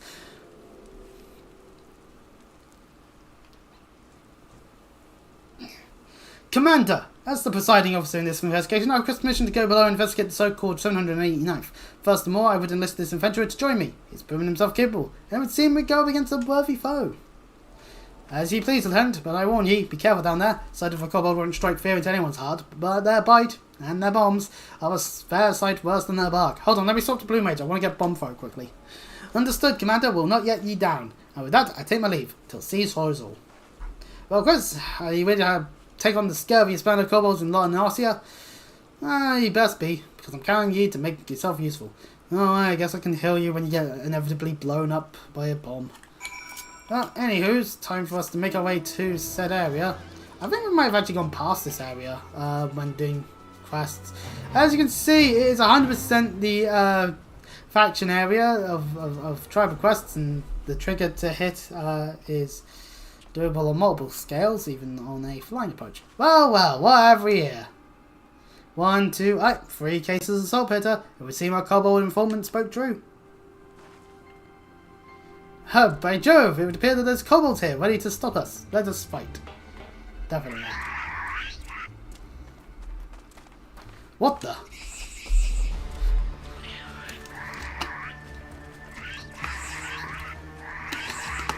Surrounded! Stand ready! I'm already ready. I'll go ready to throw me stones at them. You'll cast slowly. We are surrounded. Are you just going to stand there squeaking at me all night? Fight with honor or die like the rats ye are!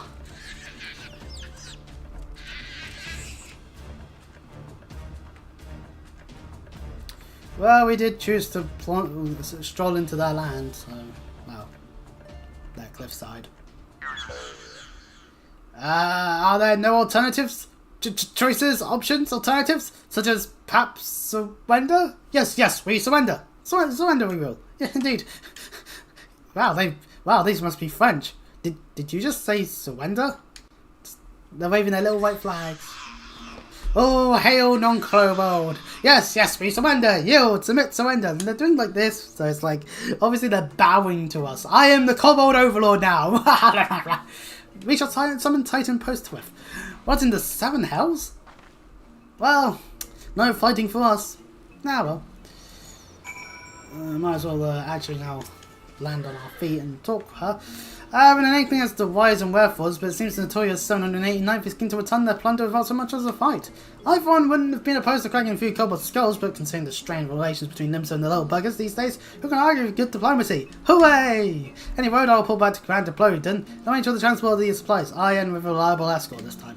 In the meantime, why don't you ask around and see what we can learn about our new neighbours? After all, they don't seem half as imposing as I expected. They lead at least of all. Best luck, Chris. The sea follows all. Indeed, till the sea swallows all, apparently. How the fuck his limbs are not the ones summoning Titan at that point?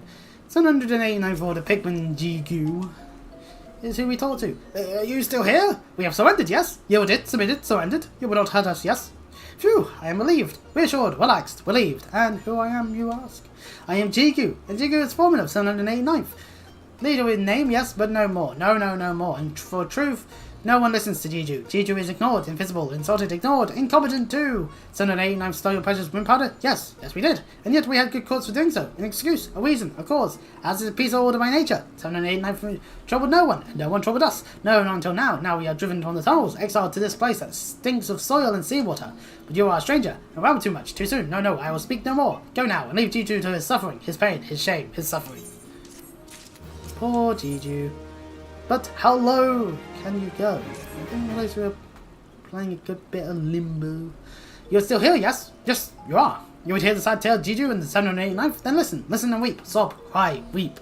I'm already crying. Someone stop cutting those onions. You think you people have it tough. You know nothing. No, nothing at all. Ours is a world of kobold eat kobold. Yes, ours is a constant struggle. A labour, a toil, a struggle for survival. Dig and dig we do. Dig for all and riches. Dig well, we are rewarded. Better digs are given us and more weight to do our words carry. Dig poorly and we are shunned. We reviled, scorned, shunned. You know that kobold's orders have numbers, yes? Yes, you know. The smaller the number, the greater the order. You find this curious, but this is the kobold way. How many orders, you ask? Yes, how many? 789. We have, and not one more. We exist at the backside of kobold society, the bottom, nowhere at the backside. And so the tunnels we are driven. Dig more, find more, make more wealth for you betters. Then you can come home, they say. But this dry vein holds no treasures. No, nothing. Meanwhile, our kin in more whole treasure so great that they toss gold away, toss it away like garbage. Yes, their trash is our treasure. Any moment now we'll be judged on our haul, but our sack is empty, barren, bare, empty. We must go down to the dig and bring back something. Anything else, I beg of you. Yes, even the shabbiest scraps will do. Oh, I guess we might as well obtain some worthless ore. How lovely. This shit is worthless, except for these guys who think that it's actually worth something. My god. Oh, so if you're of level, you probably would actually have to fight these kobolds. Pardon me. But if this war is worthless, then there's no point grabbing it. No? Oh well. We do what we must, because we can. It's weird, it's the other side of my back today, that's weird. It's usually... maybe the tenseness is there, but like the pain is weird. I love all the musical references that kind of occur in some of the fates. I do, I really love them. Especially the ones I recognise.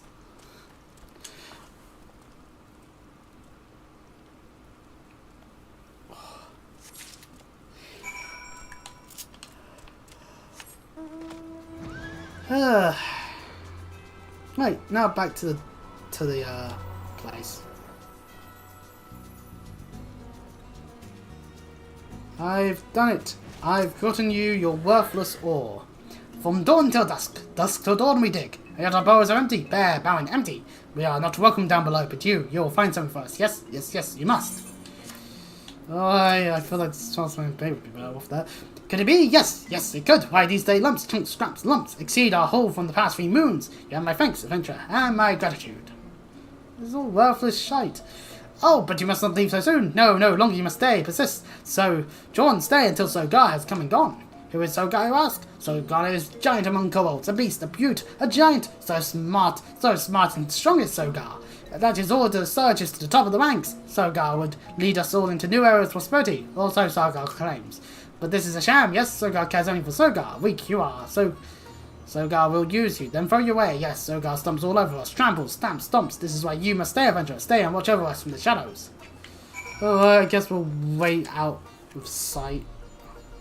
Well, at least just out of sight. So, you know, we're not completely invisible, but, you know.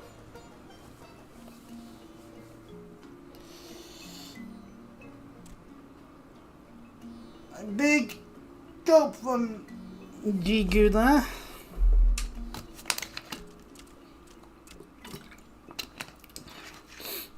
This place reeks, stinks, smells, reeks.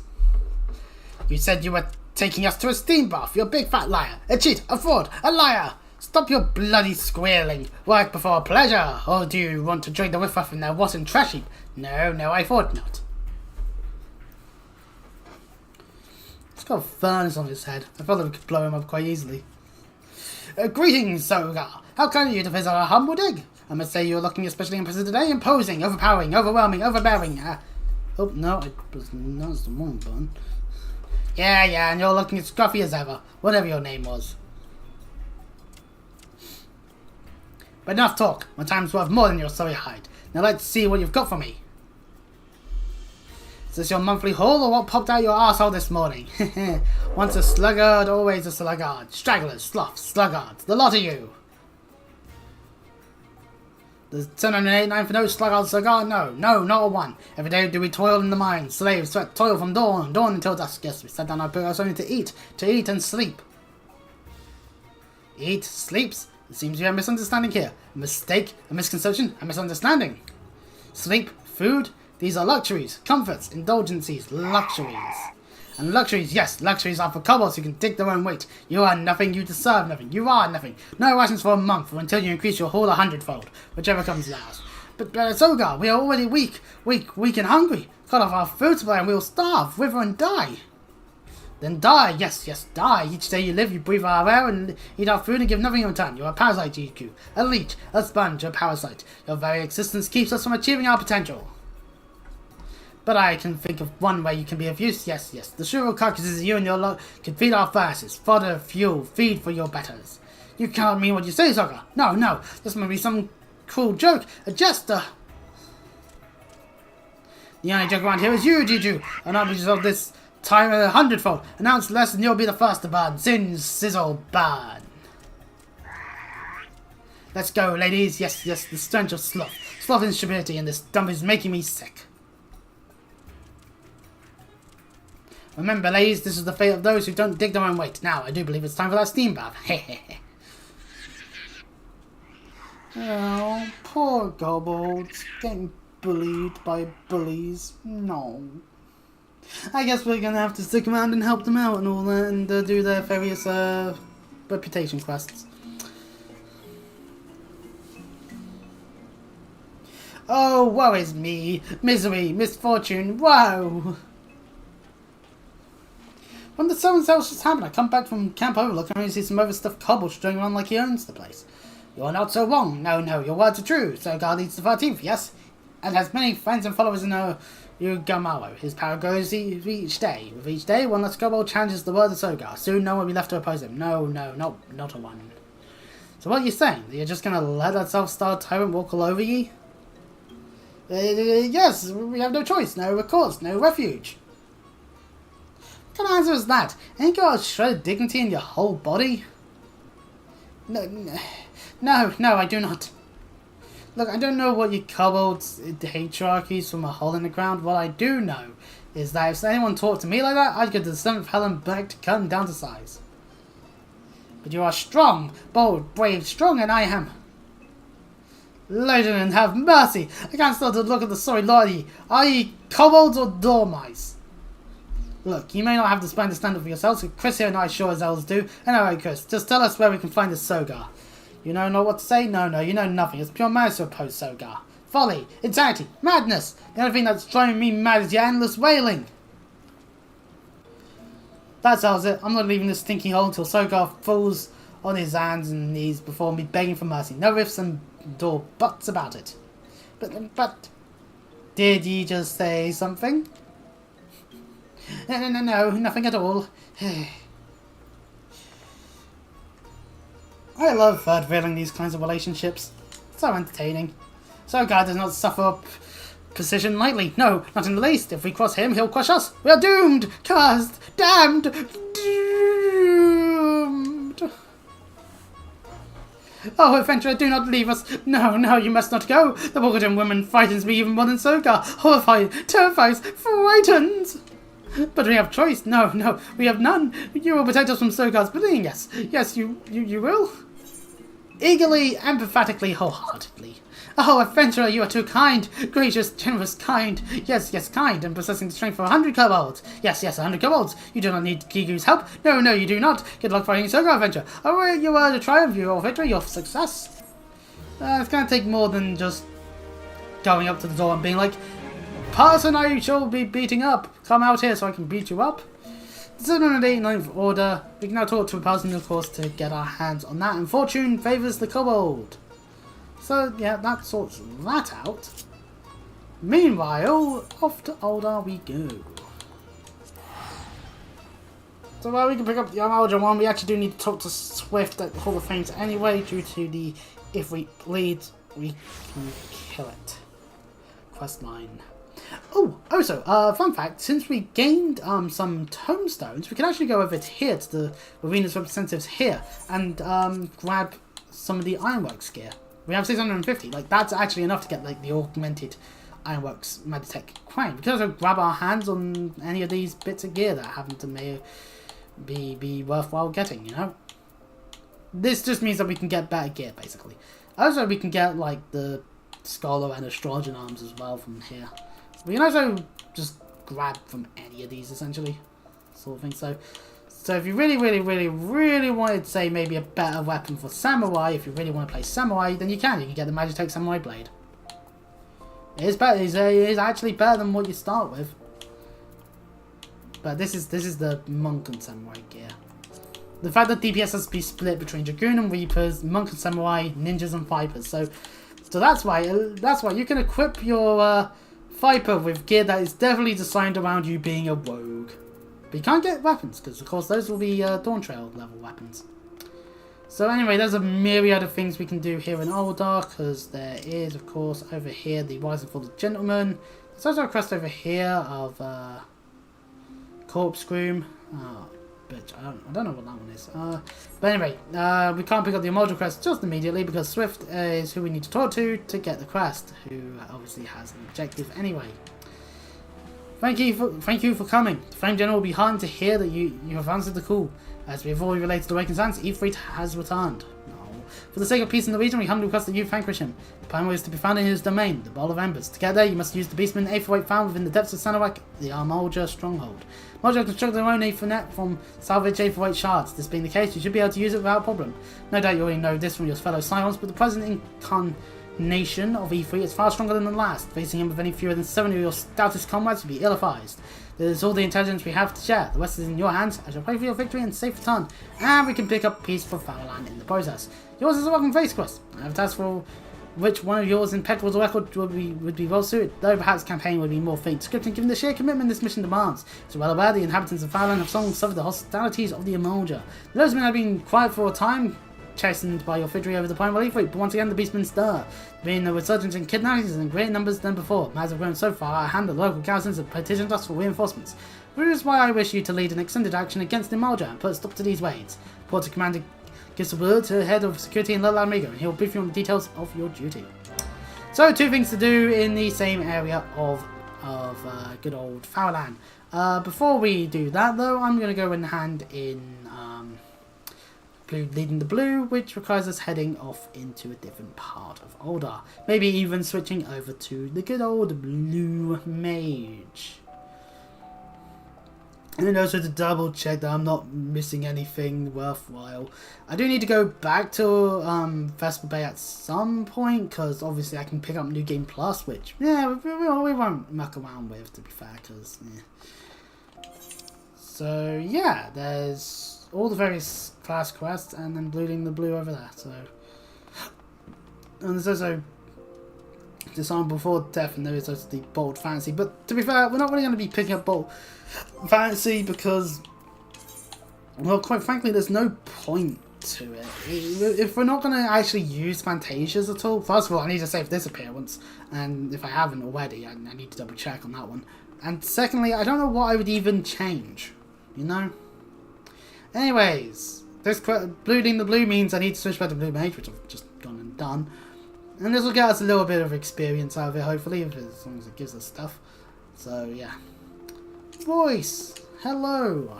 It's just occurred to me that I never asked whether you actually want to take part in the Masked Carnival. Yeah, you kind of just didn't ask me. You asked Martin and that was it. Are you willing to endure Martin's training regime in preparation for the greatest performance of your life? Sure. You made the right choice, my dear. I have high hopes for you. Hooray! As for your illustrious mentor, I believe he should be ready to make his grand entrance any moment now. That is an excellent suit. Less on the mask aspect, but the suit part, kind of like it. I'll be honest with you, it's a bit more extravagant than I'm used to. Colour's not bad, I suppose. You look marvellous, my dear. Everyone, feast your eyes on the great Ashuro. Did I say great Ashuro at that point? What's that supposed to mean? Well, nothing really. It lends a certain degree of panache to your stage presence. No offence, darling, but the great Martin doesn't have quite the same ring to it. Behold, Martin. Versus, behold, Ashuro. Ashuro. Yeah, no, actually, yeah. You'll be playing the role of an energetic nobleman who has deigned to grace the Celestium with his outlandish magics. Oh, where are my manners? I never asked your name. Oh, it's Christopher. Yes. We should come up with something a little bit more inspiring before you step into the arena. Hey! Oh. Then again, when your name ends up being one that's quite commonly used in the Christian world that exists in the Western world, that's what happens, I guess. Actually, yeah, I'm not Chris, I'm Christian, obviously, and then I can enter. Look in my... No, not look in my eyes. If you close your eyes and do it to me feel... There we go, that's what I think. Or maybe you know, back in like 2002, Christian, that sort of thing, you know? Yeah. I think, you know what, yeah, obviously I should just be him now, yeah. Ah, yes, I have some information concerning you two gentlemen. As you may have heard, Alder has a law that bans members from most beach tribes from entering the sea. It's made to keep our goblin merchants, you see, keep out the goblins, yeah. I've pored over, and well, had someone else pore over the documents, and it seems there's no mention of Mardwool whatsoever, meaning you're free to stay as long as you please. Hooray! Lucky them. Well, with that, I think my work here is done for the time being. Martin, I leave Chris in your presumably capable hands. Best of luck. Yeah, totally aren't just going to go into Gridania and just fight things in the forest or anything. I'll admit, didn't think this is how things would turn out, but what's life without few surprises, eh? So it looks like I'll be guiding you on the path to becoming a blue mage. Ooh, lovely. Get the impression you're no stranger to getting up and close and personable with fearsome beasties, but when it comes to mastering the Valaki's techniques, you've got a long way to go. The creatures themselves who'll be doing all the teaching though, and the spellbook point you in the right direction. Of course, I wouldn't be much amended if I just said, come back when you've got a few more spells under your belt. Seems like you need something specific to aim for. Tell you what, why don't you start by learning Blood Drain, and who knows, it might even come in handy. Oh, it nearly slipped my mind. There are a few spells that you can only learn from creatures in the New World. Luckily for you, Gaius has brought with him a fine selection of tomes infused with their vapor to save you the trip across the Indigo Deep. Fun fact, this is the most the New World will get until Dawn Trail? Is that actually correct? Am I actually correct on that one? That we don't get anything till Dawn Trail? Wait, no. We probably do get something in the patch content of Van Walker because it has to set up us going to the New World in Dawn Trail. A friendly reminder, I haven't played Den Walker. Kind of the Den Walker expansion, so yeah, kind of have to deal with that one. No getting your hands dirty fighting off fiends, just absorb the Aether and the magic's yours. Hooray! Naturally, we're not going to just give them to you since you're still only a novice. When you're biting off more than you can chew, when you think away, you talk to Gahilja. So we'll talk to Gahilja and all that. Gahilja, very impressed by Chris's bravery when Kraken appeared. Now Chris was impressed with skills as Blue Mage if you want these totems. Yeah. If you want these fabulous totems, it's like has like a trench coat on and it's like totems for sale. You heard the man. There's a whole world of spells waiting for you. So go and start learning. And with that, Blue Mage is fully accessed on our end. If we want to actually unlock what the Blue Mage actually does beyond this point, not only do we need blue colour work, not only will we probably be needing Blood Drain, since he said that that's probably an ideal thing for us to get, but we also need to be Blue Mage level 10. We only got 200 experience out of that. Huh. Oh well. Back to good old White Mage, and I'll put regen on myself quickly, and let's teleport ourselves over to Little Alamigo, since Southern Farmland is what we need to be in. I can put up Peaceful Farmland in a minute. First things first, actually, maybe I could have picked up the Hillbound stuff, but I just wanna put my hands up and go, I'm going to do the Hillbound storyline as a separate stream from this one. I think it would just make perfect sense to just separate things like that and Crystal Tower out. Same with maybe the Relic stuff, which we have yet to start. But anyway, yes, so first things first. There's an Aetheryte over this way that we can attune ourselves, and that will net us the Aetheryte fight in a harder format. I say harder, but let's face it, it's not going to be how much harder. Because it's a Realm Reborn duty of a trial variety, it's actually a lot easier than you may think. So we'll just have to keep our heals going strong and save the day pretty much on that end. Or I could always switch to Wed Mage and do DPS stuff, but nah. Although part of me should probably check to make sure I can actually get the expansion. I don't know how do I buy the expansions on the Xbox version? Can I just get them in the Microsoft Store, or will I have to do something else? I'll figure that one out at some point, because if we hit level 60, I can grab the level 60 quest classes. And maybe I'll do a Quiz Gets on Jobstone stream at some point as well. I'll draw the various different artworks in like tomorrow or something. But anyway, the duty finder is now updated. As we head over here, we've got ourselves the Bowl of Embers Hard. It's quite simple. See, here's the thing. The thing is, right, is that although it's meant to be a hard version of the E3 fight, it's level 50 and it average item level 49, but only level 6. So we can take a look, since we're here, might as well see.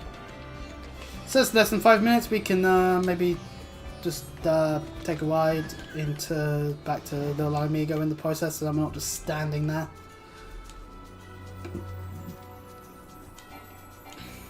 Yes, game, I know, we can't fly no higher.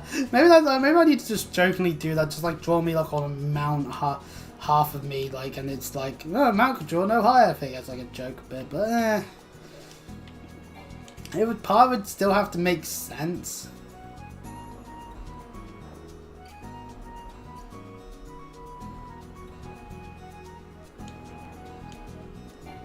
Maybe for when we get to the Sea of Clouds in Heavensward or something. Who knows?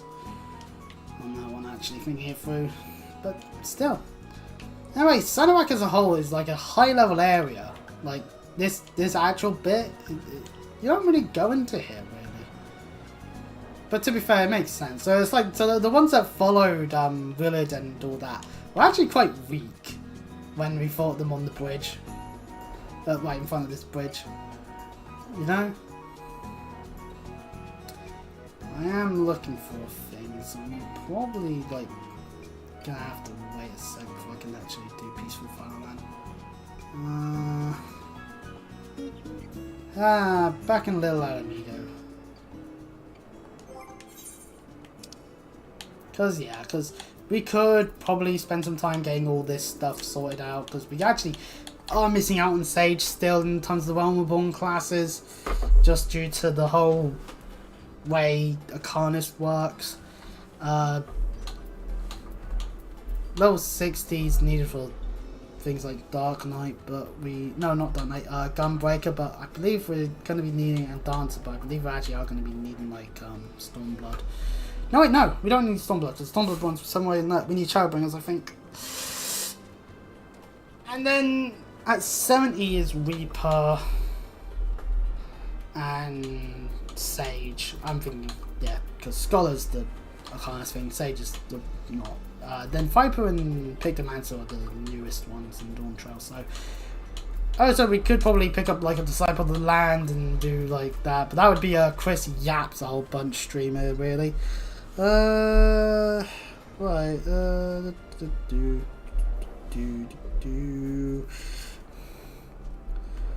See, if we want to do like Relic, then Relic Reborn. Go with that wiki. Can you do it unsynced? I understand why they would think, well, someone might ask that. Because, you see, the thing is Relic Reborn has, like, multiple different ones depending on the weapon itself. But the way it works is that you'd end up having to do 2 trial fights, which is of a Chimera and a Hydra.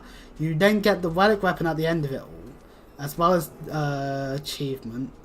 So, like, we would end up with...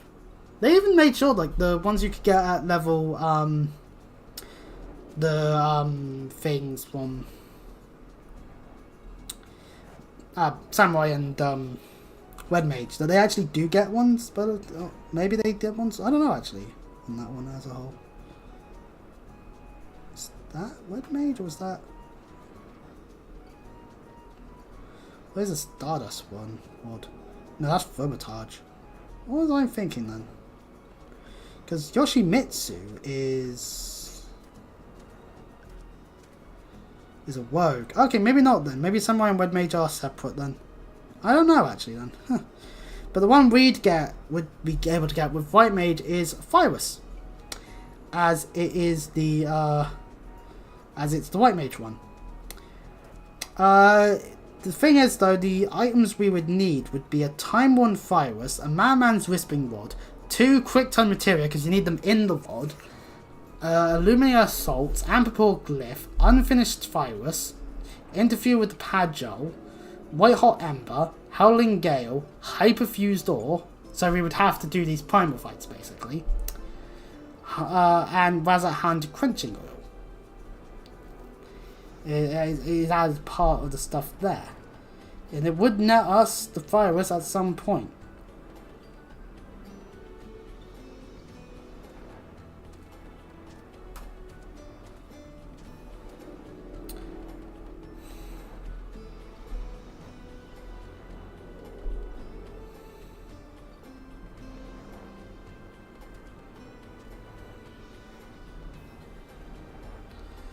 So it is just time consuming if you're trying to get all of them.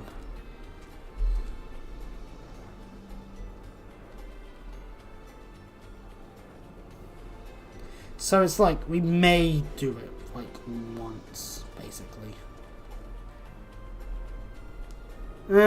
Time has elapsed more than 5 minutes. Oh.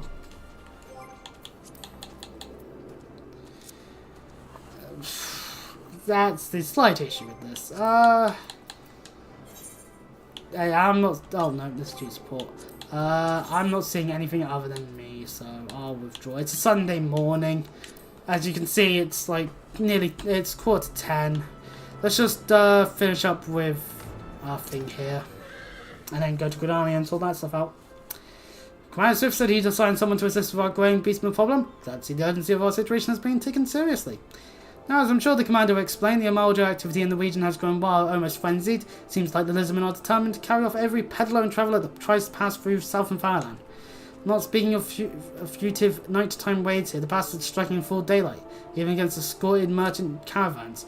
We've had reports of raids as far south as the Sagoli Desert, so it's not a simple matter of increasing patrols on the roads into Little Alamigo. It must matter decisive response and soon. Next time the Amalja appear, I want you ready to send them howling back into the desert. Not long before you arrive, in fact, I've got to support a merchant resting in plain fuel on one of the trade routes. Make haste to the location I've marked on your map. See that the fuel isn't taken by a waiting party. Well, time for us to ambush the ambushers.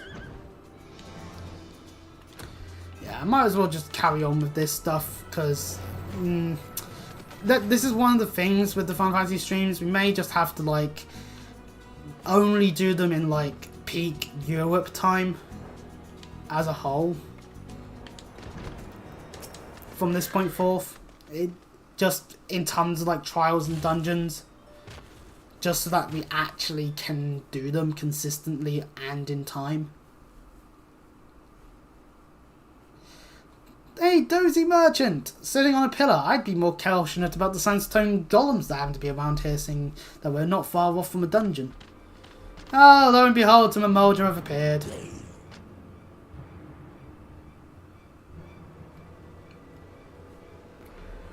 To the surprise of no one, because we were informed that this sort of thing would occur. But a volley of arrows takes out a good chunk of them. Overconfident fools! You think your way to go unnoticed? What treachery is this? You are the Brotherhood of Ash! We are. Though we number but few, we shall be your death this day.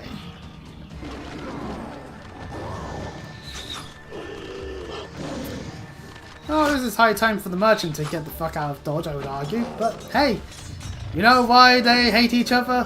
Because they're different coloured. A good old red versus blue situation inside your references to various media that does the whole red v blue situation, including red versus blue itself. Although I'd much rather reference Team Fortress 2 again. Treacherous havens, your victory will come at a price. Except, doesn't really do as much as they would hope then, as some Mikote on a lizard is attacking with what can be charitably called armor. Seriously, the boo armor trope, I really hate it. Attacking when the enemy's back is turned, your ancestors return in their graves. Obviously, as a male Merotic, we should probably be impressed by that one. A soldier's life is one of peril, and the first rule of war is to understand the mind of your enemy, as well as your own. Hello. Your presence is noted here, Fintra, but this is our battle. You need not become involved.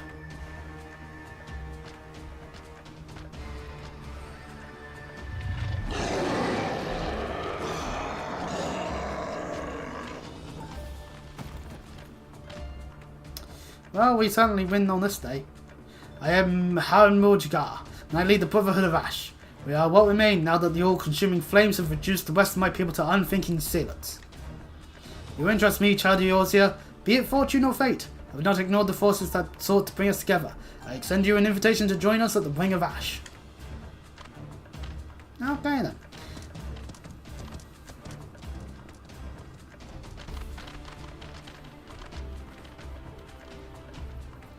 Lucky Mikote being surrounded by a mulch all day. God damn it. Anyways, hope you're doing alright there, carefree merchant. No, best be on your way before more trouble occurs. And yeah, in we go. Where is the guy? Ah, there he is. Hamuji Gah. Welcome to the Ring of Ash, adventurer. This place serves as home for our humble gathering of soldiers. My brothers and I ever seek to hone our martial prowess and honour the blood of our ancestors. We keep to the old ways of the desert nomad and of the warrior. To those who are worthy, we show the proper respect, regardless of origin. Your aura. It carries the reek of brimstone. Could you be one of the champions said to have laid low the Lord of the Inferno? Indeed. Pardon me. Then I would have you understand the curse that has befallen our fanatic brethren. They have forgotten the code that governs our people, the glory that comes with a warrior's death. They spirit away the weak and the feeble, and offer them up in exchange for the barbed blessings of a Horay god. Day after day I witness the same short acts of my kin. The honour of the Imalja is a faded, paltry thing, no longer driven by the righteous fortunes of battle. It is these kidnappings that most stoke the flames of my fury. Why the victims often bear no arms at all. What triumphs can be found in such cowardly attacks? We are hunters, my brothers and I, the fallen Imalja who huddle in Sunawak our prey. We share my outrage, and I bid you join us in our kin war. No, I will not accept this pretender. Oh, hello there, you. Maybe put some more clothes on? You claim to be one of the heroes that felled Ifrit? I cut down a dozen men who pressed that fate. More likely you slew a guttering fire spy and convinced yourself it was the king of the seventh hell. I do not ask for your console, Lungar. I and I alone make this decision for the Brotherhood. Humph, then you better not stray into the path of my arrows. Adventurer, we have too many enemies for me to waste ammunition on puffed up heroes like you. Clearly she's been living under a rock. Forgive this interruption. I shall vouch for the authenticity of your claim. Only one who has faced and defeated Ifrit could have the scent that you do. Past glories, however, will not impress my soldiers. Prove yourself through your actions, and you might find your reception here improved. Well, actually, if Ifrit's actually been revived, I can go kill him again. Our foes are the Amalja of Sanorak. We shall break the fangs that feast on the helpless. Our target is clear, and our resolve unshakable. Quite a simple objective, really, actually, comparatively to quite a few of the other ones. But we do have to still pick up another quest of the Brotherhood of Ash. So, you know. We, the Amalja, were once simple nomads who roamed the vast plains of Paglvan. If any sought to impede our path, we relished the challenge to our skill at arms. For as long as people have existed, it has been the tradition of all aging warriors to make the pilgrimage to the Holy Land of Sanorak, and there confront the Spectre of Death. It is an honour to cast one's time-tempered soul into the sacred flames and return one's body to ash. But these craven rebels of Sanorak quiver before death's inevitability. They seek not to fortify their spirits, instead grovelling before a deity for the strength they do not deserve. I have not the words to express my disgust for the manner of this grovelling, this subjugation of the meek by contemporary weaklings. The path to true greatness lies only in conquering those greater than oneself, and in the doing attaining mastery over one's own failings. War leader, there is trouble. The flame fangs have scented fresh play. We must sound the call to arms.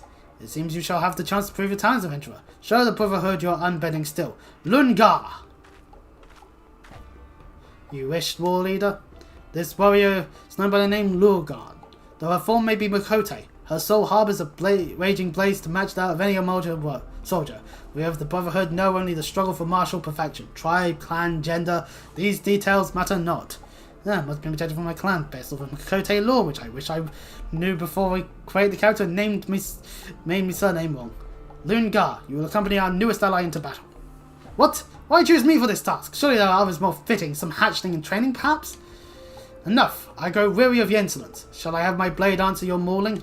No, war leader, it shall be as you command. Now we shall see for the charlatan you are. Meet me at this spot on your map, I pray your screams are short-lived. Bitch, please, I am a white mage. I can just heal all the damage. Why do people seem to forget this? To be fair, a lot of this dialogue is based around you being any of the classes where you can do these quests in. So understandably, maybe if I was something more like a squishy black mage, maybe it'd be more understandable. It's like, okay, I'm here, get stabbed. No time to cast fire now, bleh.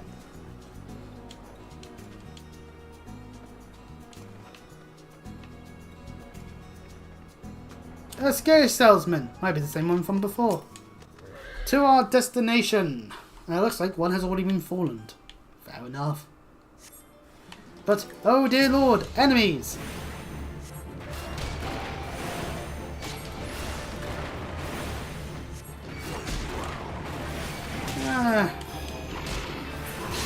Holy, there's a good spell.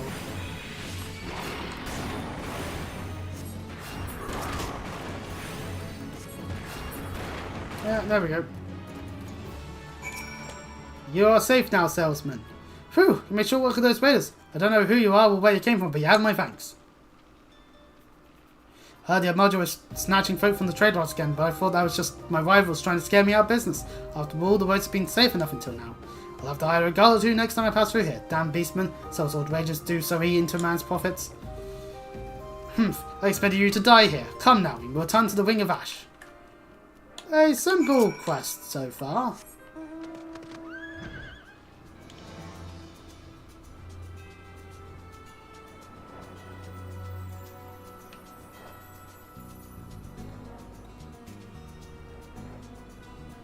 But once again, this will open up some things we can do on a daily basis. How lovely.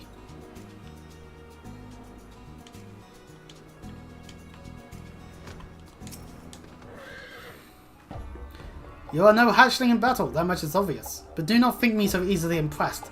There is yet the question of your resolve. Brotherhood of Ash is a conclave of elite warriors under the command of Hamoj Gar. We wage a war of attrition against the Celos of Sanorak. Those fallen Amalja build altars and pitch camps wherever they please, convincing themselves they are the masters of the Holy Land. But for brave indeed to challenge none but the weak and undefended. Recall the raiders you but recently faced. They were members of the Flame Fangs, a faction among the Sanorak Amalja that, more than any other, delights in kidnappings. Naturally, they also draw the most ire of the Brotherhood. It's our mission to see their ambitions ground into dust and their leaders slain. Indeed, it is the duty of all who would call themselves true Amalja warriors. And now a warning. Do not seek to meddle too deeply in our affairs. This war is not some distraction to be dabbled in by outsiders such as you. You think my words are unconvincing? You think that I too am no Marjet? The seven hells is what you think. Go and make your report to Hamunjigar before he has to find himself a new pet adventurer. Oh, okay, I'm not a pet, but okay. So being mean to your own Makote brethren and all that, that's rather not fun. Honored ally, news of your battle has spread through the camp. By your accounts, you fought with uncanny ability. None may now doubt that yours was the hand that slew a raging god. If our cause rings true in your heart, then I would further welcome your aid. Will you unleash your fury alongside the soldiers of the Brotherhood? I will. Let the zealots fear our coming. Well said. Yours is a true warrior's heart. Though we differ in many ways, the foe that we would topple is the same. Let us vow death to the flame fangs. This is a fire that cannot be suffered to burn.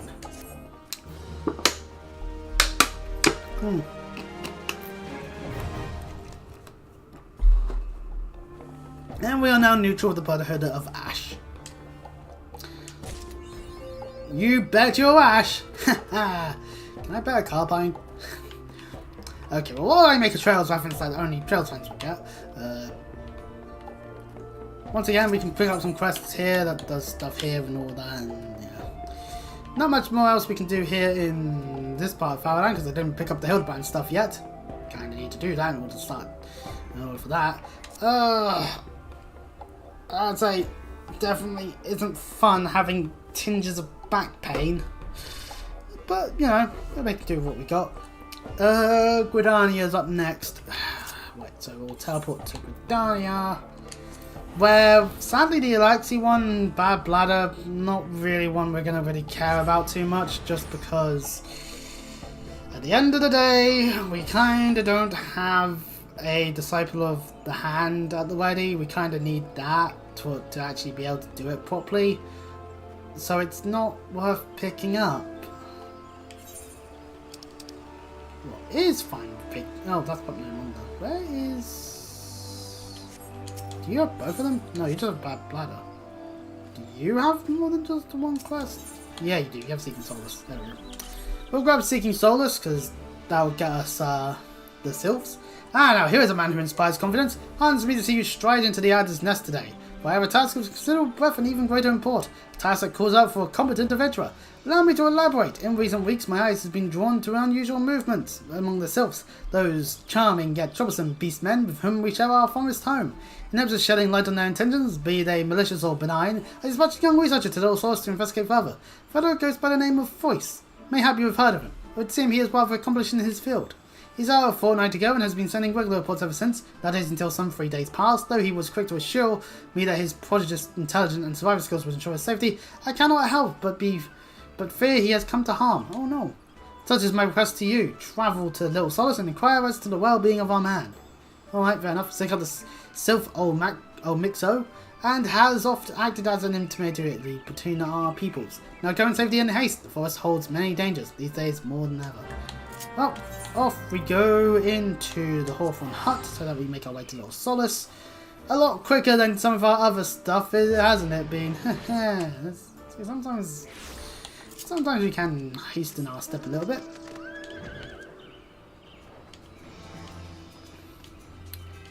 We're flying through the air. And we're crashing into a tent. Oh, Mixer. Omsio? That might be how it is. Like Mosia, Tornaxia. That sounds like a mental disorder. Walking one walks with strength and purpose, yes, but this one is a busy one. State one's case and state it quickly. Scholar? Born one is looking for a smart one, yes. This one knows no smart one. This one does no bumbling, stumbling one, but what business would anyone have that one? Stumbling one's whereabouts? Why over? Where did that one bumble off to? Bumbling one likely stumbled off to see Elder One. Stumbling one's always bothering Elder One with silly questions. Bothersome one's blathering makes less sense than babbling brook, this one thinks. Alright, well, we'll talk to Frixio then. Frixio! Where's that bumbling idiot that's apparently a genius? Ah, brave one returns to these ones. This one is honoured. Whoever brave one's deeds comes often to Little Solace. Ah, that's lovely. These ones are honoured to call Brave One friend. Hooray, we got friends. Brave One is searching for scholarly one? Brave One cannot possibly mean that one. This one has meant many walking ones. That one has all the wits of a wing rat. 3 days ago, Witless One stumbled off to the Sylphlands, babbling something about research. This one knows little of research, but this one does know that the Sylphlands are no place for walking ones, and witless walking ones that much the less. Yes, these ones' ancient home is now the domain of touch ones, and those ones mean danger for these ones and walking ones alike. This one tried to stop Witless One, but Witless One's ears are stuffed with beeswax. Oh boy, okay, well, he's probably dead then. Or she even. They're dead. They have to be now. Let's go and tell old Mixer that they're dead. Mixia, they're dead. Bumbling oneself for the Sylphlands. Bumbling One is even dumber than this one thought. Touch Ones will greet Bumbling One with boom and sizzle. Then Bumbling One will be Crispy One. This one thinks it's for the best. These ones will have one less to worry. Walking One will go in search of that one. This one is confused. Take this one's words. That one is not worth the trouble. Walking One is certain. Then this one will not stand in Walking One's way. But heed this warning once. Be wary or dead ones will number 2. Oh no.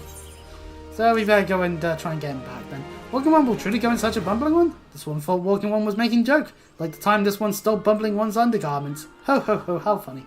This one does not understand what Walking One is thinking. This one would leave Bumbling One to bumble on one's own. But oh well, to each one's own. This one saw Bumbling One stumble off towards Lark School between this place and Touch One's homes. Bumbling One is probably there shivering in stockings if Bumbling One found stockings anyway, which this one doubts. Be warned, Walking One. The trees have eyes and report to Touch Ones. Walking One should not rush too quickly to Bumbling One's aid, lest Walking One fall into a nasty trap. Oh no! There's a chance we could be entrapped by a tree because nature's scary. No. Well, anyways, off we go to save a bloke who maybe shouldn't have gone this way. Why, it's the destination at hand, and there's no one here. Who would have... Actually, no, wait, there's the person there. They're right there. Well, they look fine. They're just on a tree trunk. Oh, no, never mind, they're surrounded by touched ones. Oh dear. Walking One scribbles letters. Maybe Walking One is smart one that everyone was talking about. Oh no, massive. Smart one, huh? Smart one would not stumble so stupidly into these one's domain. Dummy. Someone help me! They will eat me alive! They will! Shush, stupid one. These ones have no need for eating. Or does stupid one not read that in stupid one's paper stacks? Stupid one is even stupider than this one thought. There's an offensive word we could use to refer to that one, but we will not, because we don't want to get cancelled on this blessed day. Now answer this one. Stupid one tries to sneak into these one's homes and kidnap chosen one's podling. Yes, stupid one will confess, or stupid one will be shockingly sizzly one. The chosen one? Podlings? What a... Haha! Did this one know it, or did this one know it? But this one, I was just repeating what you... Well, looks like they're dying. I'll go back and report to the sylphs. Belay this! Silence! This one's his sneaking one. What one goes there? Hello, it is I, person that's going to murder you if you're not careful. This one knows Boss One. This one has seen Walking One in Little Solace. Walking One is strong, not like Stupid One. Bah, this one will deal with Stupid One another day. Let these ones be off. Bye bye, various purpley sylphy beings.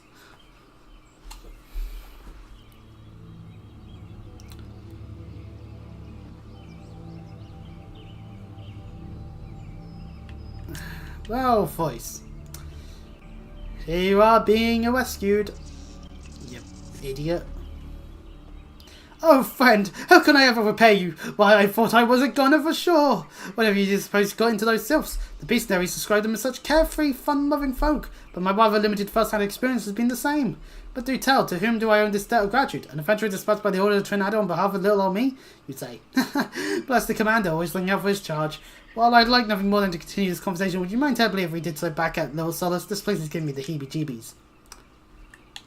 Alright, I guess we get back to Little Solace now. Hey, it's one of those spots again, this time using the username Yagiri from Fantasy XIV. We've yet to actually meet Yagiri in the main story. Hooray! So I can't say much about that, but... Oh, so god damn it. Why do they sometimes crop up on OBS and other times don't? I don't get that.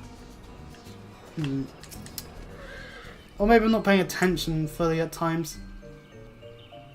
So, you know, I love it when this is the only interaction I get. Just record this bullshit. Oh, hello! I say, it's good to see you in one piece, friend. Oh, but where are my manners? I've not even properly introduced myself. Voice, Gridania's foremost scholar of Sylphic customs and law. At your service. Well, at least that's what I told the commander when I volunteered for this mission. Just between you and me, I'm actually rather new to the field. Ah, faking it till you're making it. I know that all too well. But I've long been fascinated by the cute little critters. I thought this the perfect opportunity to make a name for myself. Which reminds me, I was just thumbing through one of the tomes I borrowed from Stillglane Fade when I came across the particularly fascinating passage of a legendary sylph who is said to possess such power that she controls the very fate of her people. Now I realise this might sound crazy, but I couldn't help but wonder if this might be the self-same chosen one that our frightful sylph was. Chosen one, yes, well, does this one know the legend? Ah, Fixio. Chosen one, the one who embodies the spirit of all trees that ever have lived or ever will live in these one's forest home. Once every 10,000 years, the chosen ones spout forth to lead these new ones into a new era before returning to slumber, birth and rebirth, such as the cycle of these one's civilization. 100 years, eh? So if the last recorded sighting of the chosen one was, yes, that would mean the next rebirth would occur in, just give me a moment now. Yes, carry the one and, the one. Could it be that rebirth of chosen one is nigh and touch one's applying something? Huh, well I'll be. I believe our sylph friend here has the right of it. This one does not like this at all. Something must be done. Something, yes, something indeed must be done, and yet many questions of import remain to be answered, such as where might we find this chosen one, and what is the true nature of the power she holds? And most importantly of all, where, pray tell, did I misplace my underclothes? I know not if this is related to the coming of the chosen one, but the Charleswood is terribly chilly these days. But regardless, I swear now that I shall remain at little solace until these mysteries are unravelled. Just not by dumb luck that I was chosen for this task. No, the esteemed leaders of my nation knew that. No, they knew that. It is rather cold, isn't it? If you allow me a moment's respite. Oh, well, he's dying of hypothermia. Congratulations, everyone. And now we have to head back up here and talk to old Mixio. And someone's dancing for stuff. Whoopee. This one is worried. The chosen one falls into hands of touch ones. It could mean the end of these ones. For these ones. No! This one must see to the safety of little solace. The search for chosen one. This one would trust the walking one. Covered one spouts big words, but has not the strength to save these ones. This can be seen by anyone. So this one turns to walking one. Will walking one help these ones? You can count on this one. Thank you, walking one. Walking one is true friend to these ones. This one will not forget friendly one's kindness. And with that, we get this sylphs sorted out, which puts us at neutral. And we get all the sylph stuff there, as well as sylph-conscious one. Lovely stuff. Oh, yeah, my back is definitely deciding to not be in the best of states today. That's annoying. Well, we've got all the tribal stuff we can get outside the X, so moving on.